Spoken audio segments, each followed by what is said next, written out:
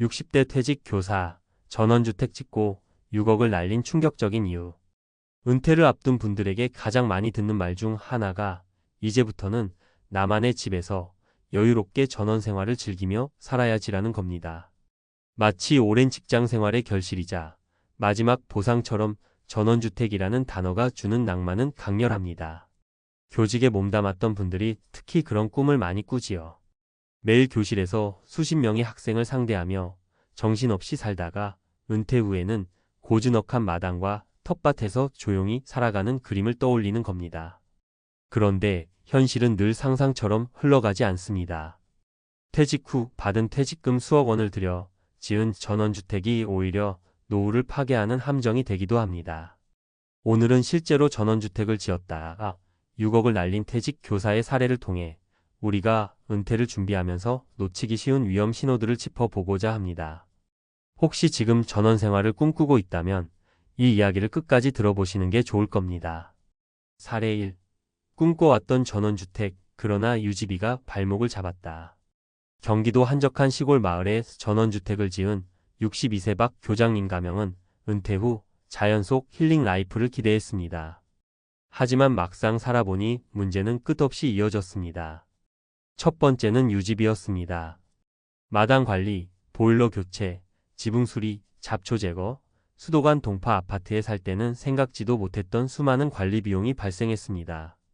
1년에 평균 1천만 원 가까운 유지보수 비용이 나갔고 예상치 못한 고장이나 천재지변이 겹치면 지출은 기하급수적으로 늘었습니다.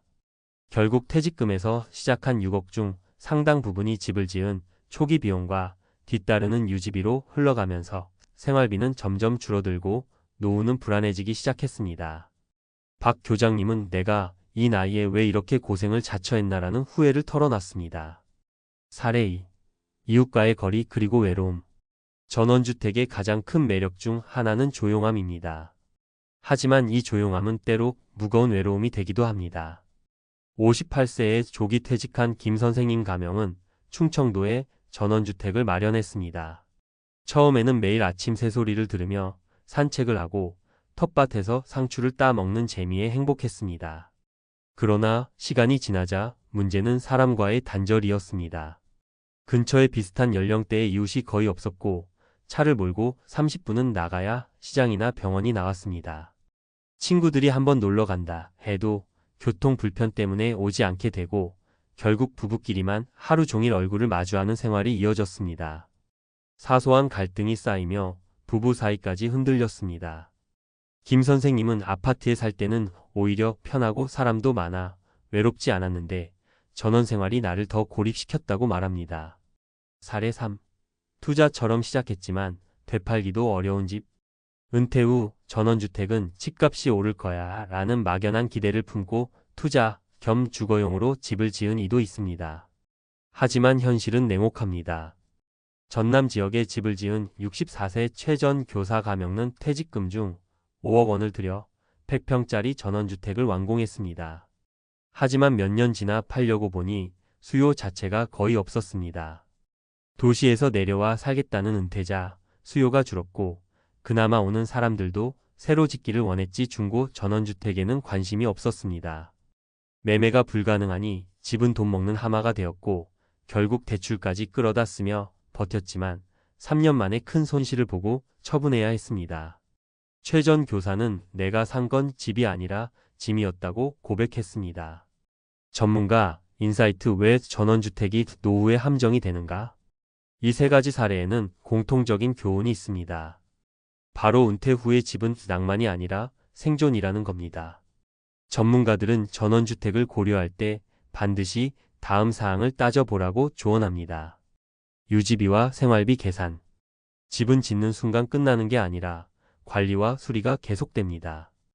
은퇴 후 고정 수입이 줄어드는 상황에서 매년 수백 수천만 원의 유지비는 치명적입니다.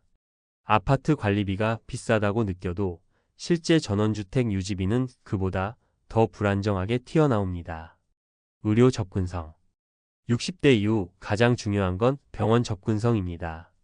도시에서는 작은 증상도 금방 병원에 갈 수 있지만 시골에서는 차가 없으면 진료조차 힘들 수 있습니다. 고령이 될수록 이 불편은 더 심각해집니다. 유동성 대팔 수 있는가? 집은 단순한 주거지가 아니라 자산입니다. 아파트는 수요가 있어 팔기 쉽지만 전원주택은 그렇지 않습니다. 특히 외곽 지역에 지은 집일수록 되팔기가 거의 불가능하다는 점을 간과해서는 안 됩니다. 현실적인 대안 어떻게 대비해야 할까? 은퇴 전문가들은 이렇게 조언합니다. 첫째, 전원 생활을 하고 싶다면 임대부터 시작하라는 겁니다. 1년 정도 살아본 뒤 정말 적성에 맞는지 확인해야 합니다. 둘째, 전원주택 대신 소도시 아파트나 생활 인프라가 가까운 단독주택을 고려하는 게 좋습니다. 자연과 가까우면서도 의료 교통 문제를 최소화할 수 있기 때문입니다. 셋째, 집의 퇴직금 대부분을 묶는 것은 절대 피해야 합니다. 최소한 생활비 1015년치는 따로 현금성 자산으로 확보해야 안정적인 노후가 가능합니다. 마무리 집이 아닌 삶을 준비해야 한다. 60대 퇴직 교사가 6억을 날린 이유는 단순히 집을 잘못 지었기 때문이 아닙니다. 문제는 삶의 구조를 설계하지 않고 집이라는 외형에만 집중했기 때문입니다. 은퇴 후 진짜 중요한 건 집이 아니라 삶의 지속 가능성입니다. 퇴직금을 어디에 쓰느냐에 따라 노후는 천국이 될 수도 지옥이 될 수도 있습니다. 전원주택의 낭만을 꿈꾸는 분들이라면 꼭 이 교훈을 기억했으면 합니다. 은퇴 후의 선택은 단순한 취향이 아니라 생존의 문제다. 이 한마디가 오늘 이야기의 결론입니다. 전원주택 왜 은퇴자에게 위험할까? 전문가의 실질적 분석. 은퇴자들이 전원주택을 선택할 때 가장 흔히 하는 착각은 한 번 지으면 끝이라는 생각입니다. 하지만 현실은 그렇지 않습니다. 주택은 살아가는 동안 계속 돈이 들어가는 소모성 자산입니다. 집값이 오른다고 해도 전원주택은 아파트처럼 유동성이 높지 않아 쉽게 현금화할 수 없죠. 실제로 주택관리 전문가들에 따르면 전원주택의 연평균 유지보수 비용은 최소 700만 원, 1200만 원 수준이라고 합니다. 단열 보일러, 지붕, 수도, 전기까지 고려하면 아파트 관리비보다 훨씬 더 많은 비용이 불규칙하게 발생하는 것이 특징입니다. 은퇴 후 전기 수입이 줄어든 상황에서 이 불규칙 지출은 치명적일 수 있습니다. 구체적인 비용 현실. 예를 들어 30평 규모의 전원주택을 지었다고 가정해보죠. 건축 비용은 땅값 제외 최소 3억 원 이상, 인테리어나 자재를 고급으로 하면 5억 원을 훌쩍 넘습니다. 마당 관리 인건비를 외부에 맡기면 월 30만 원 이상, 연간 360만 원이 나갑니다. 겨울철 보일러와 난방 유가스비는 도시 아파트의 23배 수준으로 한겨울에는 월 60만 80만 원까지 치솟습니다. 갑작스러운 수리비 보일러 교체 300만 원, 지붕 보수 500만 원, 정화조 문제 200만 원 등은 피할 수 없는 지출입니다. 결국 내가 짓는 순간 끝이 아니라 살아가는 내내 추가 비용이 계속 붙는다는 사실을 반드시 염두에 둬야 합니다. 심리적 사회적 요인. 경제적인 문제만이 아닙니다. 전원주택 실패 사례를 상담해보면 절반 이상이 심리적 외로움과 사회적 단절에서 비롯됩니다. 은퇴 후에는 사회적 관계망이 급격히 줄어듭니다. 직장에서 함께하던 동료도 일상의 자극도 사라집니다. 이때 중요한 건 지역 커뮤니티와의 연결인데 전원주택은 대체로 외곽에 위치하다 보니 이런 연결고리가 약합니다. 한 연구에 따르면 은퇴자 중 전원주택 생활을 시작한 뒤 3년 이내에 도시로 다시 돌아가는 비율이 30% 이상이라고 합니다. 이유는 단순합니다. 조용한 삶을 원했는데 그 조용함이 곧 고립이 되었기 때문입니다. 실질적인 팁과 대안. 그렇다면 은퇴 후 전원 생활을 꿈꾸는 분들은 어떻게 준비해야 할까요? 첫째, 임대부터 경험해 보라는 겁니다. 바로 땅을 사고 집을 짓는 게 아니라 한두 해 정도 전원주택을 빌려 살아보는 겁니다. 1년만 살아도 여름 장마철 관리, 겨울 난방비, 제초와 곤충 문제 등 현실을 피부로 느끼게 됩니다. 실제로 상담 사례 중 임대를 경험해 본 뒤 내 체질과 맞지 않는다며 계획을 접은 분들이 많습니다. 둘째, 생활권을 벗어나지 말라는 원칙입니다. 전원주택을 짓더라도 병원, 마트, 대중교통까지 차로 15분 이내에 접근할 수 있는 곳을 고르는 게 중요합니다. 이상적인 위치는 소도시 외곽입니다. 농촌 깊숙이 들어가는 대신 도시와 시골의 경계 지점이 가장 안전합니다. 셋째, 재정 계획을 분리하라는 겁니다. 전원주택에 들어가는 자금은 전체 자산의 최대 30% 이내로 제한해야 합니다. 예를 들어 퇴직금과 저축을 합쳐 6억 원이 있다면 전원주택에 쓰는 돈은 2억 원 정도로 맞추고 나머지는 생활비와 의료비 대비 현금성 자산으로 확보하는 게 안전합니다. 전체 자산의 절반 이상을 집에 묶으면 노후가 무너질 가능성이 커집니다. 넷째, 건축 관리의 현실을 직시하라는 점입니다. 집을 짓는 과정에서 건축비는 반드시 예상보다 2030% 더 든다고 가정해야 합니다. 또 직접 관리가 힘들다면 인건비가 필수인데 이 역시 고정 비용으로 포함해야 합니다. 내가 은퇴 후 시간 많으니 직접 다 하겠다라는 생각은 실제로는 거의 지켜지지 않습니다. 나이가 들수록 체력은 떨어지고 결국 외부 인력에 의존하게 됩니다. 실제 적용 가능한 시뮬레이션. 한 60대 부부가 전원 생활을 꿈꾸고 있다고 가정해 봅시다.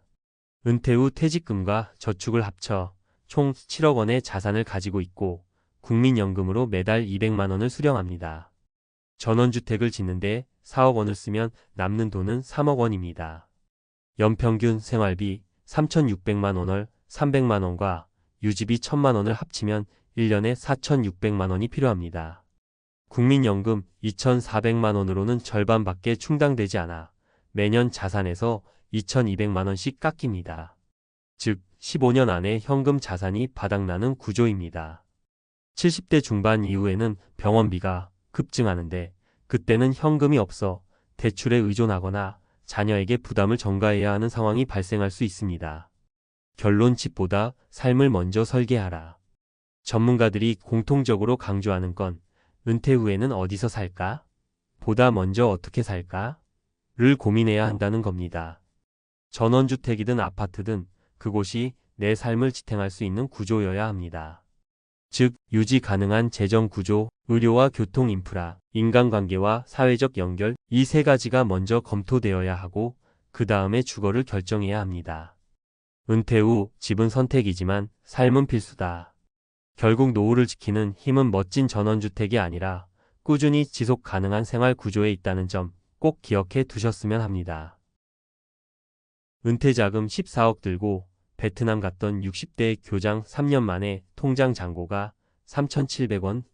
은퇴를 앞두고 있던 60대 교장 선생님은 늘 이렇게 말했습니다. 30년 넘게 학교에 몸담았으니 이제는 나를 위해 살아야지. 모은 돈도 있고 연금도 나오니 남은 인생은 즐기면서 살 거야. 정년퇴직을 하고 받은 퇴직금과 평생 모은 자산을 합쳐 무려 14억 원. 한국에서는 집값, 의료비, 생활비가 계속 오르는 걸 생각하니 답답하기만 했습니다. 그런데 주변에서 들려오는 얘기가 있었죠. 베트남은 물가가 싸고 기후도 따뜻해서 은퇴 후 살기 좋아. 교민사회도 크고 한 달에 100만 원이면 부족함 없이 살아.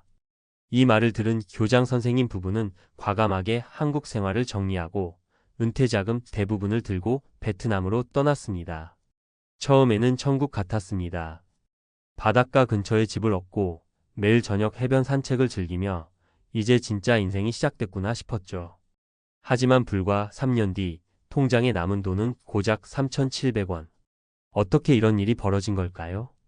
은퇴 후 해외 이민의 달콤한 시작, 쓰디쓴 현실.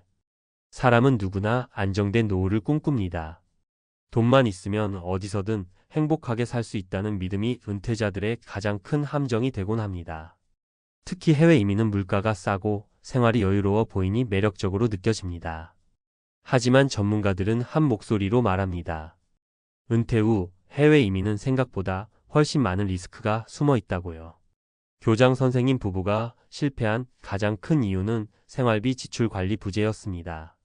처음에는 월 200만 원 정도로도 충분하다고 생각했는데 실제로는 관광지 생활, 외식, 여행, 현지인 고용 비용 등이 늘어나면서 한 달 500만 원 이상이 나갔습니다. 여기에 환율 변동까지 겹치니 예상보다 돈이 훨씬 빨리 소진됐죠. 또 하나의 문제는 투자 실패였습니다. 베트남에 살던 교민들이 지금 부동산에 투자하면 돈 번다라며 권유했는데 결국 현지 규제와 서류 문제 때문에 투자금 상당 부분을 날렸습니다. 마지막으로 의료비가 발목을 잡았습니다. 현지 병원은 시설이 부족해 한국 병원으로 왕복해야 했는데 이 과정에서 항공료, 치료비가 큰 부담으로 다가왔습니다. 결국 14억이라는 거액도 3년 만에 흔적도 없이 사라진 겁니다. 전문가 인사이트 왜 은퇴 자금은 이렇게 빨리 소진될까? 재무 전문가들은 은퇴 후 자산이 예상보다 빠르게 줄어드는 이유를 몇 가지로 정리합니다. 첫째, 소득 없는 지출 구조 때문입니다. 현역 시절에는 월급이 꾸준히 들어오지만 은퇴 후에는 자산을 까먹는 방식으로 생활하게 됩니다. 매달 들어오는 돈이 없으니 소비 습관을 유지할 경우 자산은 눈에 띄게 줄어듭니다. 둘째, 심리적 보상 소비입니다. 평생 일만 하다 은퇴하면 이제는 나를 위해 쓰자는 마음으로 여행, 외식, 취미의 과소비를 하기 쉽습니다. 은퇴자들은 이런 지출을 합당한 보상이라고 여기지만 장기적 재정에는 치명적입니다. 셋째, 예상치 못한 변수입니다. 의료비, 자녀 지원, 환율 변동, 투자 실패 같은 변수는 은퇴 자금의 가장 큰 적입니다. 우리는 그럴 리 없어라고 생각하는 순간 가장 빠르게 무너질 수 있다는 게 전문가들의 공통된 의견입니다. 현실 사례 1. 의료비에 무너진 62세 부부. 서울에서 은퇴한 62세 부부는 한국은 병원비가 부담된다며 태국 치앙마이로 이민을 갔습니다. 처음엔 만족스러웠습니다. 하지만 아내가 갑자기 심장질환으로 쓰러졌고 현지 병원에서는 제대로 치료가 어렵다고 했습니다. 결국 한국으로 긴급 이송했는데 왕복 항공료와 수술비로 1억 원 넘는 돈이 들었습니다. 결국 그들은 다시 한국으로 돌아왔고 남은 자산은 반토막이 났습니다. 이 사례는 은퇴 후 의료비 리스크를 절대 가볍게 봐선 안 된다는 사실을 보여줍니다. 현실 사례, 이 투자 실패로 몰락한 58세 가장. 국내에서 중소기업 임원으로 일하다 조기 은퇴한 58세 어씨는 은퇴자금 10억을 가지고 필리핀 세부로 이민을 갔습니다. 현지 교민들의 권유로 리조트 투자에 참여했는데 알고 보니 사기였습니다. 결국 5억 이상을 잃고 남은 돈도 생활비로 빠르게 줄어들어 결국 한국에 돌아와 택배 일을 시작했습니다. 해외 이민은 단순한 생활 문제가 아니라 투자 위험까지 내포한다는 점에서 주의가 필요합니다. 현실 사례 3. 생활비 관리 실패로 가난해진 65세 교직 은퇴자. 경기도에서 교사로 일하다 은퇴한 65세 B씨는 한국은 물가가 너무 비싸다며 베트남 호치민으로 이주했습니다. 은퇴 초반에는 한 달에 150만 원이면 충분할 거라 생각했지만 실제로는 외식, 교민 모임, 여행으로 매달 400만 원 이상이 지출됐습니다. 5년 만에 은퇴자금 7억이 바닥났고 결국 다시 한국으로 돌아와 전세로 겨우 살고 있습니다. 생활비의 작은 오차가 몇 년 뒤 파산으로 이어지는 무서운 결과를 보여주는 사례입니다. 우리가 얻을 수 있는 교훈. 이 이야기에서 가장 중요한 교훈은 은퇴 후 자산은 생각보다 빨리 소진된다는 사실입니다. 그리고 해외 이민은 그 속도를 더욱 가속화할 수 있습니다. 은퇴 후 안정적인 삶을 원한다면 몇 가지 원칙을 꼭 지켜야 합니다. 첫째, 지출 계획을 철저히 세우라는 겁니다. 월 지출 상한선을 정하고 이를 넘지 않도록 습관화해야 합니다. 둘째, 안전 자산을 중심으로 설계해야 합니다.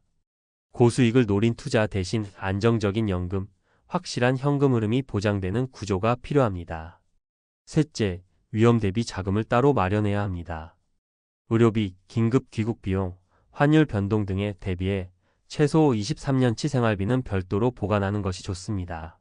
넷째, 해외 이민은 신중히 결정해야 합니다. 단순히 물가가 싸다는 이유로 떠나기보다 의료 법률 문화 언어 문제까지 충분히 고려한 뒤 선택해야 합니다. 마무리. 은퇴 후 진짜 부는 돈보다 준비. 은퇴는 단순히 직장에서 물러나는 사건이 아닙니다. 인생 2막의 시작이자 새로운 시험대에 오르는 순간입니다. 14억을 가지고도 3년 만에 빈털터리가 될 수 있다는 현실은 우리 모두에게 노후 준비는 돈이 아니라 전략임을 알려줍니다. 혹시 지금 은퇴를 앞두고 있거나 이미 은퇴 후 생활을 시작했다면 스스로에게 물어보셔야 합니다. 나는 내 노후 자금을 얼마나 오래 지킬 수 있을까? 혹시 나도 교장 선생님처럼 3년 만에 통장 잔고가 바닥나는 실수를 하지 않을까? 돈은 한순간에 사라지지만 준비는 오래 갑니다. 결국 은퇴 후 진짜 부자는 많은 자산을 가진 사람이 아니라 자산을 지켜낼 수 있는 지혜를 가진 사람입니다. 은퇴 자금 총액보다 중요한 건 흐름. 많은 분들이 나는 퇴직금 5억, 10억 있으니 평생 충분하다라고 착각합니다. 그런데 돈은 흐름이 없으면 금세 말라버립니다. 전문가들이 가장 강조하는 게 현금 흐름 관리입니다. 예를 들어 14억을 가지고 은퇴했다 해도 월 500만 원씩 쓰면 20년이 아니라 23년 만에 바닥이 납니다. 의료비, 자녀 지원, 변동비를 고려하면 훨씬 더 빨라지죠. 반대로 월 250만 원으로 줄였으면 같은 돈으로 40년 가까이 버틸 수 있습니다. 즉, 자산 규모가 아니라 매달 지출 구조를 어떻게 짜느냐가 노후 안정의 핵심입니다. 해외 이민 진짜 얼마나 드나? 많은 분들이 동남아는 물가가 싸다는 말만 믿고 이민을 고려하시는데요. 실제 생활비는 생각보다 차이가 큽니다. 베트남 호치민 기준 부부가 중산층 수준으로 살려면 월 250만 350만 원 정도가 필요합니다. 하지만 교민 모임, 외식, 여행까지 즐기면 월 500만 원은 우습게 나갑니다. 여기에 비자, 갱신비, 보험료, 환율 변동까지 고려하면 한국에서 중산층으로 사는 것과 큰 차이가 없다는 게 현실입니다. 따라서 전문가들은 이렇게 조언합니다. 해외 이민은 단순히 물가가 아니라 비자, 안정성, 의료, 접근성, 환율 리스크까지 계산해야 한다. 3. 의료비 리스크, 은퇴 자금의 블랙홀. 노후 자금이 가장 빨리 새는 구멍이 바로 의료비입니다. 건강보험공단 통계에 따르면 한국인의 65세 이후 평균 의료비는 평균 1억 원 이상입니다. 특히 암이나 심혈관 질환 같은 중대질환이 걸리면 12년 사이에 5천만 원 이상이 들어가기도 합니다. 해외 이민을 고려하는 분들이라면 반드시 국제의료보험이나 한국 거주지를 유지하며 건강보험 자격을 보전해야 합니다. 그렇지 않으면 병 하나에 수십 년 모은 자금이 날아갈 수 있습니다. 4. 은퇴 후 투자 어떻게 해야 안전할까? 많은 은퇴자들이 이 돈을 굴려야지라는 생각으로 무리하게 투자하다가 무너집니다. 해외에서 가장 흔한 실패 사례가 부동산 리조트 투자입니다. 법적 리스크와 사기 가능성이 크고 현지인조차 피해를 보는 경우가 많습니다. 은퇴 후 자산의 7,080%는 안전자산으로 묶어두는 게 기본 원칙입니다. 예금, 채권, 연금형 상품이 여기에 해당합니다. 남은 2,030% 안에서만 투자를 고려해야 하고 그것도 검증된 금융상품 중심으로 가야 합니다. 전문가들이 자주 하는 말이 있습니다. 은퇴 후에는 벌려는 생각보다 지키는 전략이 먼저다. 5. 구체적인 실천 팁? 여기서 독자분들이 바로 활용할 수 있는 팁 몇 가지를 알려드릴게요. 지출 상한선 만들기. 매달 가계부를 작성해서 생활비 한도를 반드시 정해두세요. 예를 들어 부부라면 월 300만 원을 넘지 않도록 설정하는 겁니다. 예상 의료비 별도 준비. 최소 5천만 원 1억 원은 의료 전용 계좌에 따로 마련해 두는 게 안전합니다. 환율 대비 비상자금. 해외 이민을 한다면 생활비 23년치는 달러나 현지 통화로 나눠 보관하세요. 환율이 출렁일 때 심리적, 재정적 타격을 줄일 수 있습니다. 연금 활용 극대화. 국민연금은 물론이고 퇴직연금, 개인연금까지 합쳐 매달 일정액이 들어오도록 구조화해야 합니다. 이게 노후 자금의 뼈대가 됩니다. 지출은 고정비부터 줄이기. 집세, 보험료, 통신비처럼 매달 나가는 고정비를 줄이는 게 가장 효과적입니다. 월 50만 원만 줄여도 1년에 600만 원, 10년에 6천만 원을 아낄 수 있습니다. 6. 은퇴 후 삶, 돈보다 중요한 준비. 마지막으로 돈 관리만큼 중요한 게 심리적 사회적 준비입니다. 은퇴 후 갑자기 여유가 생기면 이제 놀아야지 하며 과소비로 이어지거나 반대로 무기력증에 빠질 수도 있습니다. 규칙적인 생활을 유지하고 사회적 관계를 이어가며 소득이 크지 않아도 작은 일거리를 만들어 두는 게 좋습니다. 예를 들어 시간제 강의, 작은 자영업, 온라인 프리랜서 같은 활동은 단순히 돈 문제뿐 아니라 삶의 활력에도 도움이 됩니다. 마무리 돈은 계획대로 쓰지 않으면 반드시 사라진다. 14억을 가지고도 3년 만에 무너진 교장 선생님의 사례는 은퇴 자금이 많고 저금의 문제가 아니라 관리와 준비의 문제임을 보여줍니다. 지출 구조를 통제하고 의료비와 환율 같은 변수를 대비하며 무리한 투자 대신 안정적인 현금 흐름을 만들고 삶의 목적과 활동을 유지하는 것. 이 네 가지가 바로 은퇴 후 파산을 막는 가장 확실한 방법입니다. 정리하면 은퇴 자금은 금액보다 지키는 전략이 생명이고 해외 이민은 철저한 계산과 대비 없이는 오히려 삶을 무너뜨릴 수 있습니다. 65세 공무원, 은퇴 통장 열어보고 눈물 경제적 자유는 얼마면 가능할까? 은퇴라는 단어 들으면 어떤 기분이 드시나요? 어떤 분은 이제 좀 쉬자라는 안도감을 떠올리지만 또 어떤 분은 앞으로 어떻게 먹고 살지? 라는 불안이 먼저 밀려옵니다. 30년, 40년 가까이 뼈 빠지게 일하고도 마지막 날 책상 정리하며 마음이 홀가분하기보단 무겁고 답답한 경우가 많죠. 실제로 최근에 만난 65세 은퇴 공무원 한 분이 그러셨습니다. 정년을 마치고 시계를 선물로 받고 환송의 자리에서 모두가 박수쳐 주던 순간엔 기분이 좋았다 하셨어요. 그런데 며칠 뒤 집에서 은행 앱을 켜고 퇴직금을 합산한 통장 잔고를 보는 순간 눈물이 핑 돌았다고 합니다. 평생 일해서 모은 게 이거밖에 안 되나? 앞으로 이 돈으로 30년을 버티라니 막막하다는 생각 때문이었죠. 사실 많은 사람들이 경제적 자유라는 말을 꿈꾸지만 정작 그 자유가 얼마짜리인지 현실적으로 어떤 준비가 필요한지 제대로 따져본 사람은 많지 않습니다. 오늘은 바로 그 이야기를 해보려고 합니다. 경제적 자유 도대체 뭘까? 우리가 흔히 말하는 경제적 자유 퍼낸셜 프리덤는 일하지 않아도 생활비와 여가비를 충분히 충당할 수 있는 상태를 뜻합니다. 여기서 핵심은 두 가지입니다. 첫째, 일하지 않아도 돈이 들어와야 한다는 점. 즉, 연금, 투자 수익, 임대료 같은 수동적 소득이 생활을 유지해야 합니다. 둘째, 충분이라는 기준이 사람마다 다르다는 점. 어떤 분은 한 달 200만 원만 있어도 행복할 수 있지만 다른 분은 500만 원이 필요할 수도 있죠. 그러니까 경제적 자유는 추상적인 꿈이 아니라 아주 구체적인 숫자와 연결된 현실적인 문제라는 겁니다.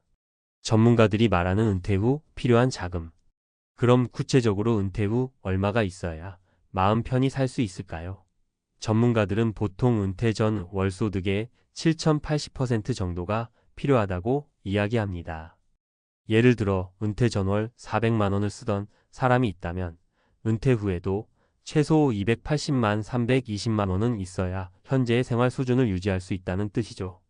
한국인의 평균 은퇴 기간은 2530년입니다. 단순 계산으로 월 300만 원 12개월, 30년 10억 8천만 원이 필요하다는 결론이 나옵니다. 숫자만 놓고 보면 머리가 아찔하죠. 물론 여기엔 국민연금, 퇴직연금, 개인연금, 투자수익 등을 모두 합산해 고려해야 합니다. 하지만 은퇴 자금은 몇 억이면 된다. 같은 단순한 말은 위험합니다. 왜냐하면 생활비는 물가에 따라 오르고 예상치 못한 의료비나 자녀 지원 같은 변수가 늘 등장하기 때문입니다. 현실 사례 62세 은퇴 후 3년 만에 저축을 절반 까먹은 부부. 첫 번째 사례는 서울에서 은퇴한 62세 부부입니다. 이 부부는 퇴직금과 저축을 합쳐 약 5억 원을 들고 은퇴했어요. 겉으로 보면 안정적으로 보이죠. 하지만 은퇴 직후 이제는 좀 즐기자라는 마음으로 여행을 다니고 집 인테리어를 새로 하고 자녀에게 결혼 자금을 보태주면서 3년 만에 저축의 절반이 날아갔습니다. 이제 남은 건 2억 5천만 원. 국민연금으로 매달 180만 원이 들어오긴 하지만 서울에서 월세와 생활비를 감당하기엔 턱없이 부족했습니다. 결국 이 부부는 경기도 외곽으로 이사 가야 했고 경제적 자유와는 거리가 먼 삶을 살고 있습니다. 현실 사례, 이 58세 조기 은퇴 후 재취업한 남자. 두 번째는 대기업을 다니다 58세의 조기 은퇴를 택한 남성입니다. 그는 7억 원의 퇴직금을 받았지만 주식으로 굴리면 금방 불어나겠지라는 기대를 했습니다. 하지만 2년 만에 원금의 40%가 사라졌고 생활비 압박이 커지면서 결국 61세에 마트 배송 아르바이트를 시작했습니다. 이 사례가 보여주는 건 투자가 곧 경제적 자유를 보장해 주는 게 아니라는 점입니다. 오히려 경험 없는 투자는 은퇴 자금을 단숨에 갉아먹는 무서운 함정이 될 수 있습니다. 현실 사례에 66세 은퇴 교사, 검소한 생활로 안정 찾은 경우 반대로 성공적인 사례도 있습니다. 지방에서 교사 생활을 마치고 은퇴한 66세 여성은 퇴직금 3억 원과 국민연금 월 120만 원으로 시작했습니다. 겉으로 보면 부족해 보일 수 있지만 이분은 철저히 지출을 관리했습니다. 자가주택을 유지하면서 소비를 최소화했고 자녀에게 금전 지원을 하지 않았습니다. 또 농사를 조금 지으며 일부 생활비를 충당했습니다. 그 결과 지금은 월 200만 원 안팎의 지출로 충분히 살고 있고 남은 자금을 안전한 채권에 투자해 매달 작은 이자 수입까지 얻고 있습니다. 많이 갖는 것보다 어떻게 쓰느냐가 중요하다는 걸 보여주는 사례죠. 우리가 배워야 할 교훈.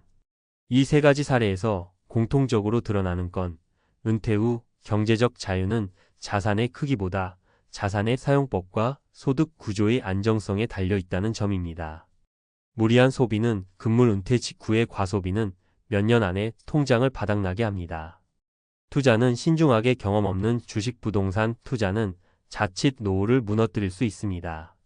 지출 구조를 단순하게 자녀 지원, 과도한 취미여행은 내 돈이 아니라 미래의 생존비를 갉아먹는 행동일 수 있습니다.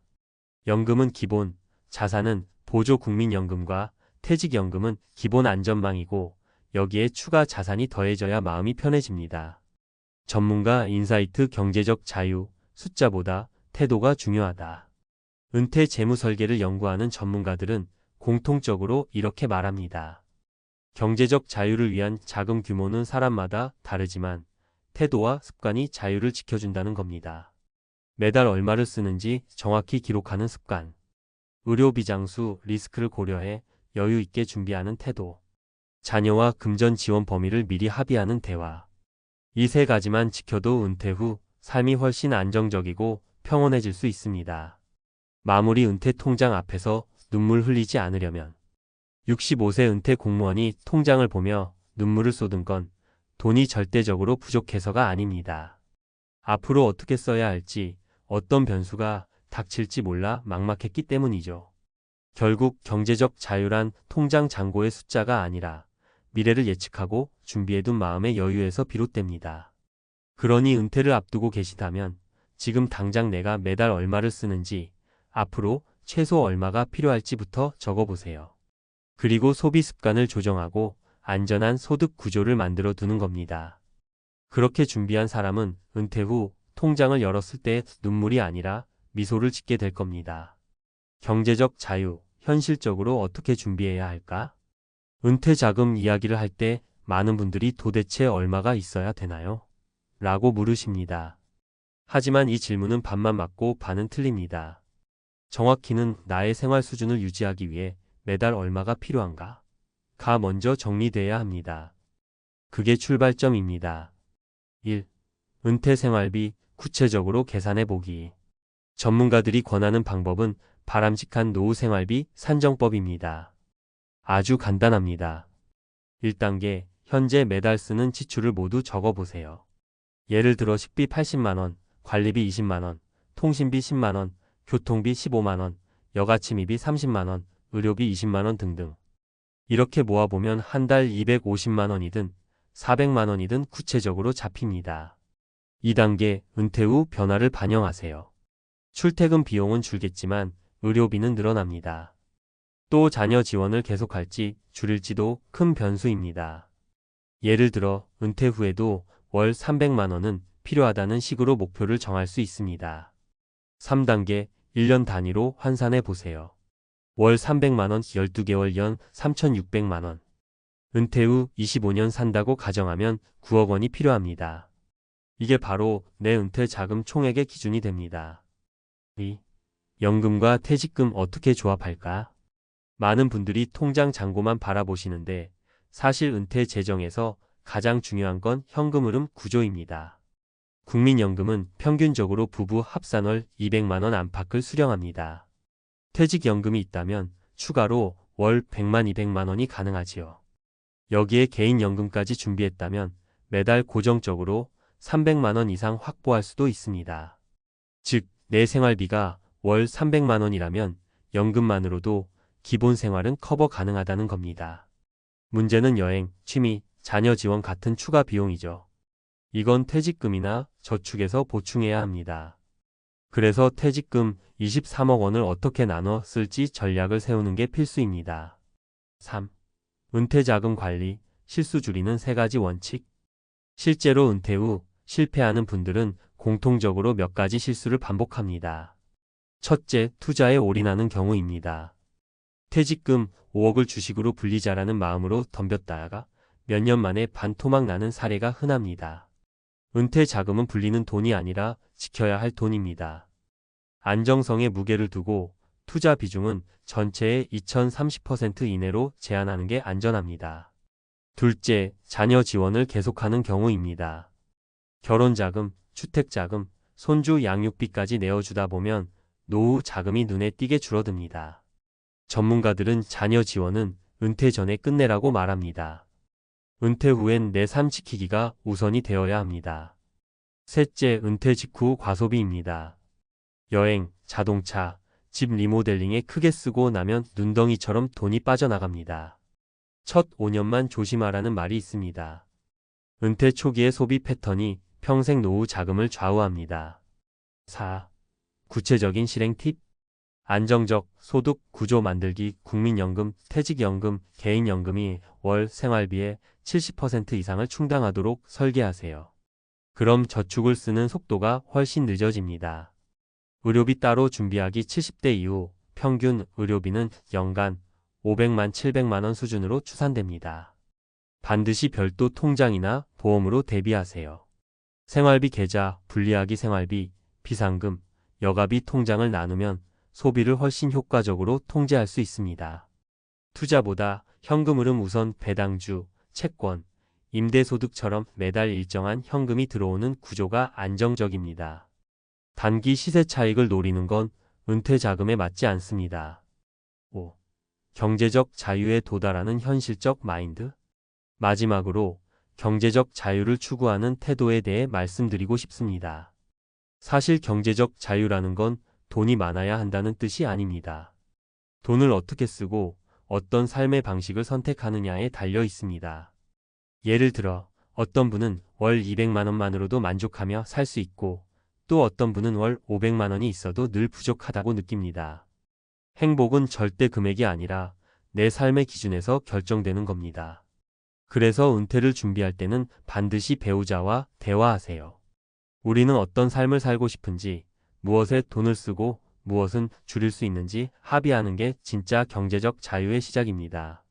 정리하며 65세 공무원이 은퇴 통장을 보고 눈물을 흘린 이유는 단순히 돈이 적어서가 아닙니다. 앞으로 살아갈 시간과 돈의 흐름을 구체적으로 계산해 두지 않았기 때문입니다. 경제적 자유는 누구에게나 가능하지만 절대 저절로 오지 않습니다. 생활비 계산, 연금 자산, 구조화, 지출 습관, 관리, 장수의료, 리스크 대비. 이 4단계를 꾸준히 점검하는 것, 그것이 진짜 해답입니다. 은퇴 걱정 없다는 58세 사장님, 폰수리 하나로 인생이 바뀌었다. 내가 이렇게 웃을 줄 알았으면 진작 시작할 걸 그랬어요. 58세의 한 사장님이 내뱉은 이 한마디에 옆에 있던 사람들은 모두 고개를 끄덕였습니다. 그는 대기업을 다니야 정년을 채우기도 전에 퇴직을 선택했고 남들처럼 치킨집이나 카페 대신 폰수리 기술을 배우는 길을 택했습니다. 주변 사람들은 다들 이 나이에 무슨 기술이냐, 그게 돈이 되겠냐라며 반신반의했죠. 그런데 몇 년이 지난 지금 그는 은퇴 걱정은커녕 오히려 인생의 2번째 전성기를 살고 있습니다. 이 이야기가 특별한 이유는 단순히 돈을 잘 벌어서가 아닙니다. 노후에도 일하면서 존중받고 스스로 삶의 리듬을 만들어갈 수 있다는 희망을 보여주기 때문입니다.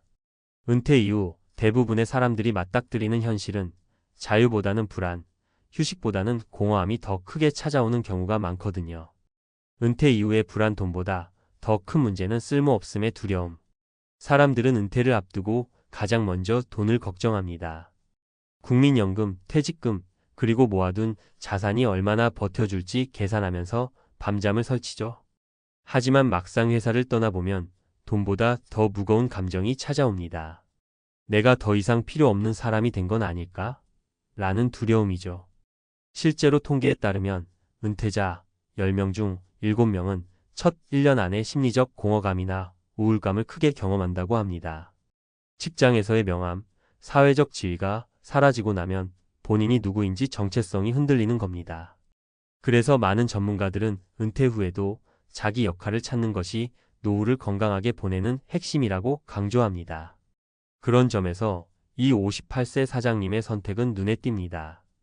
그는 단순히 돈을 벌겠다는 목표로 시작한 게 아니라 내 손으로 직접 기술을 익히고 누군가에게 도움이 될 수 있는 일을 원했습니다. 그리고 그 길 끝에서 삶의 보람과 경제적 안정을 동시에 얻었죠. 사례 1. 58세 폰수리 사장님의 반전 인생. 김 사장님 가명은 원래 대기업에서 30년 넘게 근무한 직장인이었습니다. 하지만 55세에 조기 퇴직을 하면서 인생의 갈림길에 섰습니다. 처음엔 치킨집 창업을 고민했지만 경쟁이 치열하고 초기 비용이 너무 큰 게 걸림돌이었죠. 그러던 중 우연히 지인의 소개로 스마트폰 수리 교육 과정을 알게 됐습니다. 처음엔 반신반의했지만 막상 시작해보니 생각보다 재미도 있고 기술도 빠르게 익힐 수 있었습니다. 무엇보다 중요한 건 초기 투자금이 크지 않았다는 점이었죠. 6개월 정도 배우고 나니 간단한 액정 교체, 배터리 교환 정도는 거뜬히 해낼 수 있었습니다. 그는 작은 점포를 얻어 폰수리 전문점을 열었고 입소문을 타면서 점점 손님이 늘었습니다. 지금은 월 300만, 400만 원 정도의 수익을 안정적으로 내고 있고 무엇보다 스스로 시간을 조율하며 워라밸을 챙길 수 있다는 점이 만족스럽다고 말합니다. 돈이야 많으면 좋겠지만 내가 원할 때 일하고 내가 잘하는 걸로 사람들에게 감사 인사를 받는 게 훨씬 좋아요. 그는 은퇴를 걱정하지 않고 하루하루를 즐기며 살고 있습니다. 사례 62세 여성, 두 번째 인생을 연 폰수리 기술. 또 다른 예로 62세의 박 씨는 원래 학원 강사였습니다. 은퇴 후 집에만 있자니 무료했고 자식들에게 손 벌리고 싶지도 않았습니다. 그러던 중 동네에서 무료로 열리는 스마트폰 수리 기초 교육을 듣게 됐습니다. 처음엔 취미 삼아 시작했지만 생각보다 여성 고객들이 편하게 다가오는 장점이 있었습니다. 지금은 동네 아줌마들에게 우리 동네 휴대폰 살림꾼으로 불리며 소소하게 수익도 얻고 있습니다.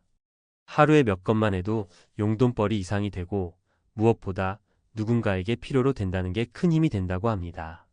나도 쓸모 있는 사람이라는 걸 다시 느끼게 해줬다는 그녀의 말이 많은 사람의 마음을 울렸습니다. 사례 3. 59세 가장, 재취업 실패 후 폰수리로 재기. 59세의 최 씨는 제조업에서 정리해고를 당한 뒤 몇 년간 재취업을 시도했지만 번번이 문턱을 넘지 못했습니다. 나이 때문에 서류 통과조차 힘든 경우가 많았죠. 경제적으로도 점점 벼랑 끝에 몰리면서 우울증까지 찾아왔습니다. 그런데 마지막이라는 심정으로 시작한 게 바로 폰수리였습니다. 처음엔 주변 사람들이 이 나이에 배워서 되겠냐고 비웃기도 했지만 그는 이를 악물고 배웠습니다. 결과는 놀라웠습니다. 1년 만에 간단한 수리부터 중고폰 거래까지 확장하며 안정적인 소득을 만들었고 지금은 오히려 동네에서 가장 믿을 만한 휴대폰 해결사로 불리고 있습니다. 그는 말합니다. 돈보다 중요한 건 다시 내 삶을 주도할 수 있다는 자신감을 되찾은 거예요. 전문가 인사이트 웹 폰수리 기술이 은퇴 후 대안이 될까? 스마트폰은 이제 생활 필수품이 됐습니다. 그런데 기기 가격은 점점 비싸지고 AS 센터 수리는 느리고 비용도 만만치 않습니다. 그래서 동네에서 바로 해결해 줄 수 있는 폰수리 기술자의 수요는 꾸준히 늘고 있습니다. 전문가들은 폰수리가 은퇴 후 창업 아이템으로 주목받는 이유를 몇 가지로 꼽습니다. 첫째, 초기 비용이 적다는 점. 큰 점포가 필요 없고 장비도 기본만 갖추면 시작할 수 있습니다. 둘째, 연령에 크게 구애받지 않는다는 점. 조금만 배우면 누구나 익힐 수 있고 체력적 부담도 크지 않습니다. 셋째, 꾸준한 수요가 있다는 점. 스마트폰을 쓰는 사람들이 있는 한 배터리 교체나 액정 수리 같은 기본 수요는 계속 유지됩니다. 물론 단점도 있습니다. 신기술이 빠르게 바뀌기 때문에 꾸준히 배우려는 태도가 필요하고 정식 부품을 구하기 위한 네트워크도 갖춰야 하죠. 하지만 이 부분은 교육기관이나 협회 등을 통해 해결할 수 있고 무엇보다 나이와 상관없이 기술을 익힐 수 있다는 점이 큰 장점입니다. 은퇴를 준비하는 우리에게 주는 교훈. 58세 사장님의 사례, 그리고 비슷한 길을 걸은 이들의 이야기는 분명 하나의 메시지를 줍니다. 은퇴 후에도 내 손으로 삶을 바꿀 수 있다. 중요한 건 거창한 자본도 대단한 아이디어도 아닙니다. 지금 당장 배우고 실행할 수 있는 작은 기술 하나가 노후를 지탱하는 기둥이 될 수 있다는 겁니다. 은퇴를 앞둔 많은 분들이 여전히 돈이 없어 불안하다, 뭘 해야 할지 모르겠다라며 고민합니다. 하지만 이 고민의 정답은 다양합니다.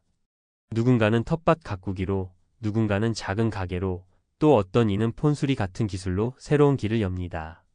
중요한 건 나는 아직도 할 수 있다는 믿음을 잃지 않는 겁니다. 마무리. 은퇴는 끝이 아니라 다른 시작일 뿐입니다. 58세 사장님이 폰수리 기술로 인생을 새롭게 설계했듯이 우리에게도 언제든 길은 열려 있습니다. 혹시 지금 은퇴하면 뭘 해야 하나 고민 중이라면 그 답은 생각보다 가까이에 있을지도 모릅니다. 중요한 건 두려움 때문에 아무것도 시작하지 않는 것이 아니라 작게라도 도전해보는 용기입니다. 나는 이제 쓸모없는 사람이 아니야. 내 손으로 다시 내 삶을 만들어갈 수 있어. 이 말이 바로 은퇴 후 우리가 진짜로 가져야 할 마음가짐 아닐까요? 폰수리 창업 초기 비용은 얼마나 들까? 많은 분들이 가장 먼저 궁금해하는 게 돈 문제입니다. 이거 시작하려면 도대체 얼마가 필요할까? 라는 부분이죠. 경험자들과 교육기관 자료를 보면 폰수리를 배우고 작은 점포를 내는데 드는 비용은 크게 세 부분으로 나눌 수 있습니다. 첫째, 교육비입니다. 보통 기초 과정은 3개월, 6개월 과정으로 100만원에서 300만원 사이입니다. 단순히 배터리 교체나 액정 교체 같은 기본만 배우려면 100만원 정도도 가능하고 메인보드 수리까지 심화 과정을 가면 300만원 이상도 들 수 있습니다. 둘째, 장비 구입비입니다. 기본 드라이버 세트, 열풍기, 현미경, 납땜 장비 등 기초 도구만 갖춰도 일단은 시작할 수 있습니다. 여기까지 약 200만, 300만원 정도 예상하면 됩니다. 셋째, 임대료와 운영비입니다. 번화가에 큰 점포가 필요 없습니다. 오히려 작은 사무실 크기의 공간이면 충분하죠. 지방 소도시는 월세 30만원, 50만원, 수도권은 보통 70만원 이상을 잡아야 합니다. 초기 인테리어를 최소화하면 200만원 정도 선에서 시작할 수 있습니다. 즉, 최소 500만원, 1000만원 사이면 작은 폰수리 가게를 열 수 있다는 얘기입니다. 치킨집이나 카페 창업에 수억 원이 드는 걸 생각하면 훨씬 현실적인 수준이죠. 실제 수익은 얼마나 될까? 그럼 실제로 돈이 되냐? 이것도 중요한 부분입니다. 여기엔 지역, 점포 위치, 본인 실력에 따라 차이가 나지만 평균적인 수치를 살펴볼 수 있습니다. 기본적인 액정 교체 수리비는 7만 15만원 선입니다. 배터리 교체는 3만 6만원 정도. 하루에 단 이것만 처리해도 10만원 이상 매출이 생깁니다. 한 달 20일만 일한다고 가정해도 약 200만원은 안정적으로 가져갈 수 있다는 계산이 나오죠. 여기에 중고폰 거래, 케이스 충전기 같은 액세서리 판매를 곁들이면 매출은 더 늘어납니다. 잘하는 분들은 월 500만, 600만원 이상 버는 경우도 있습니다. 물론 무조건 이렇게 된다는 건 아니고 본인의 영업 방식과 입소문 관리에 달려 있습니다. 하지만 은퇴 후 생활비 여유, 자금을 충당하는 수준은 충분히 가능하다고 볼 수 있습니다. 3. 폰수리 기술 배우려면 얼마나 걸릴까? 많은 분들이 내 나이에 새로 배울 수 있을까? 라는 불안을 느끼십니다.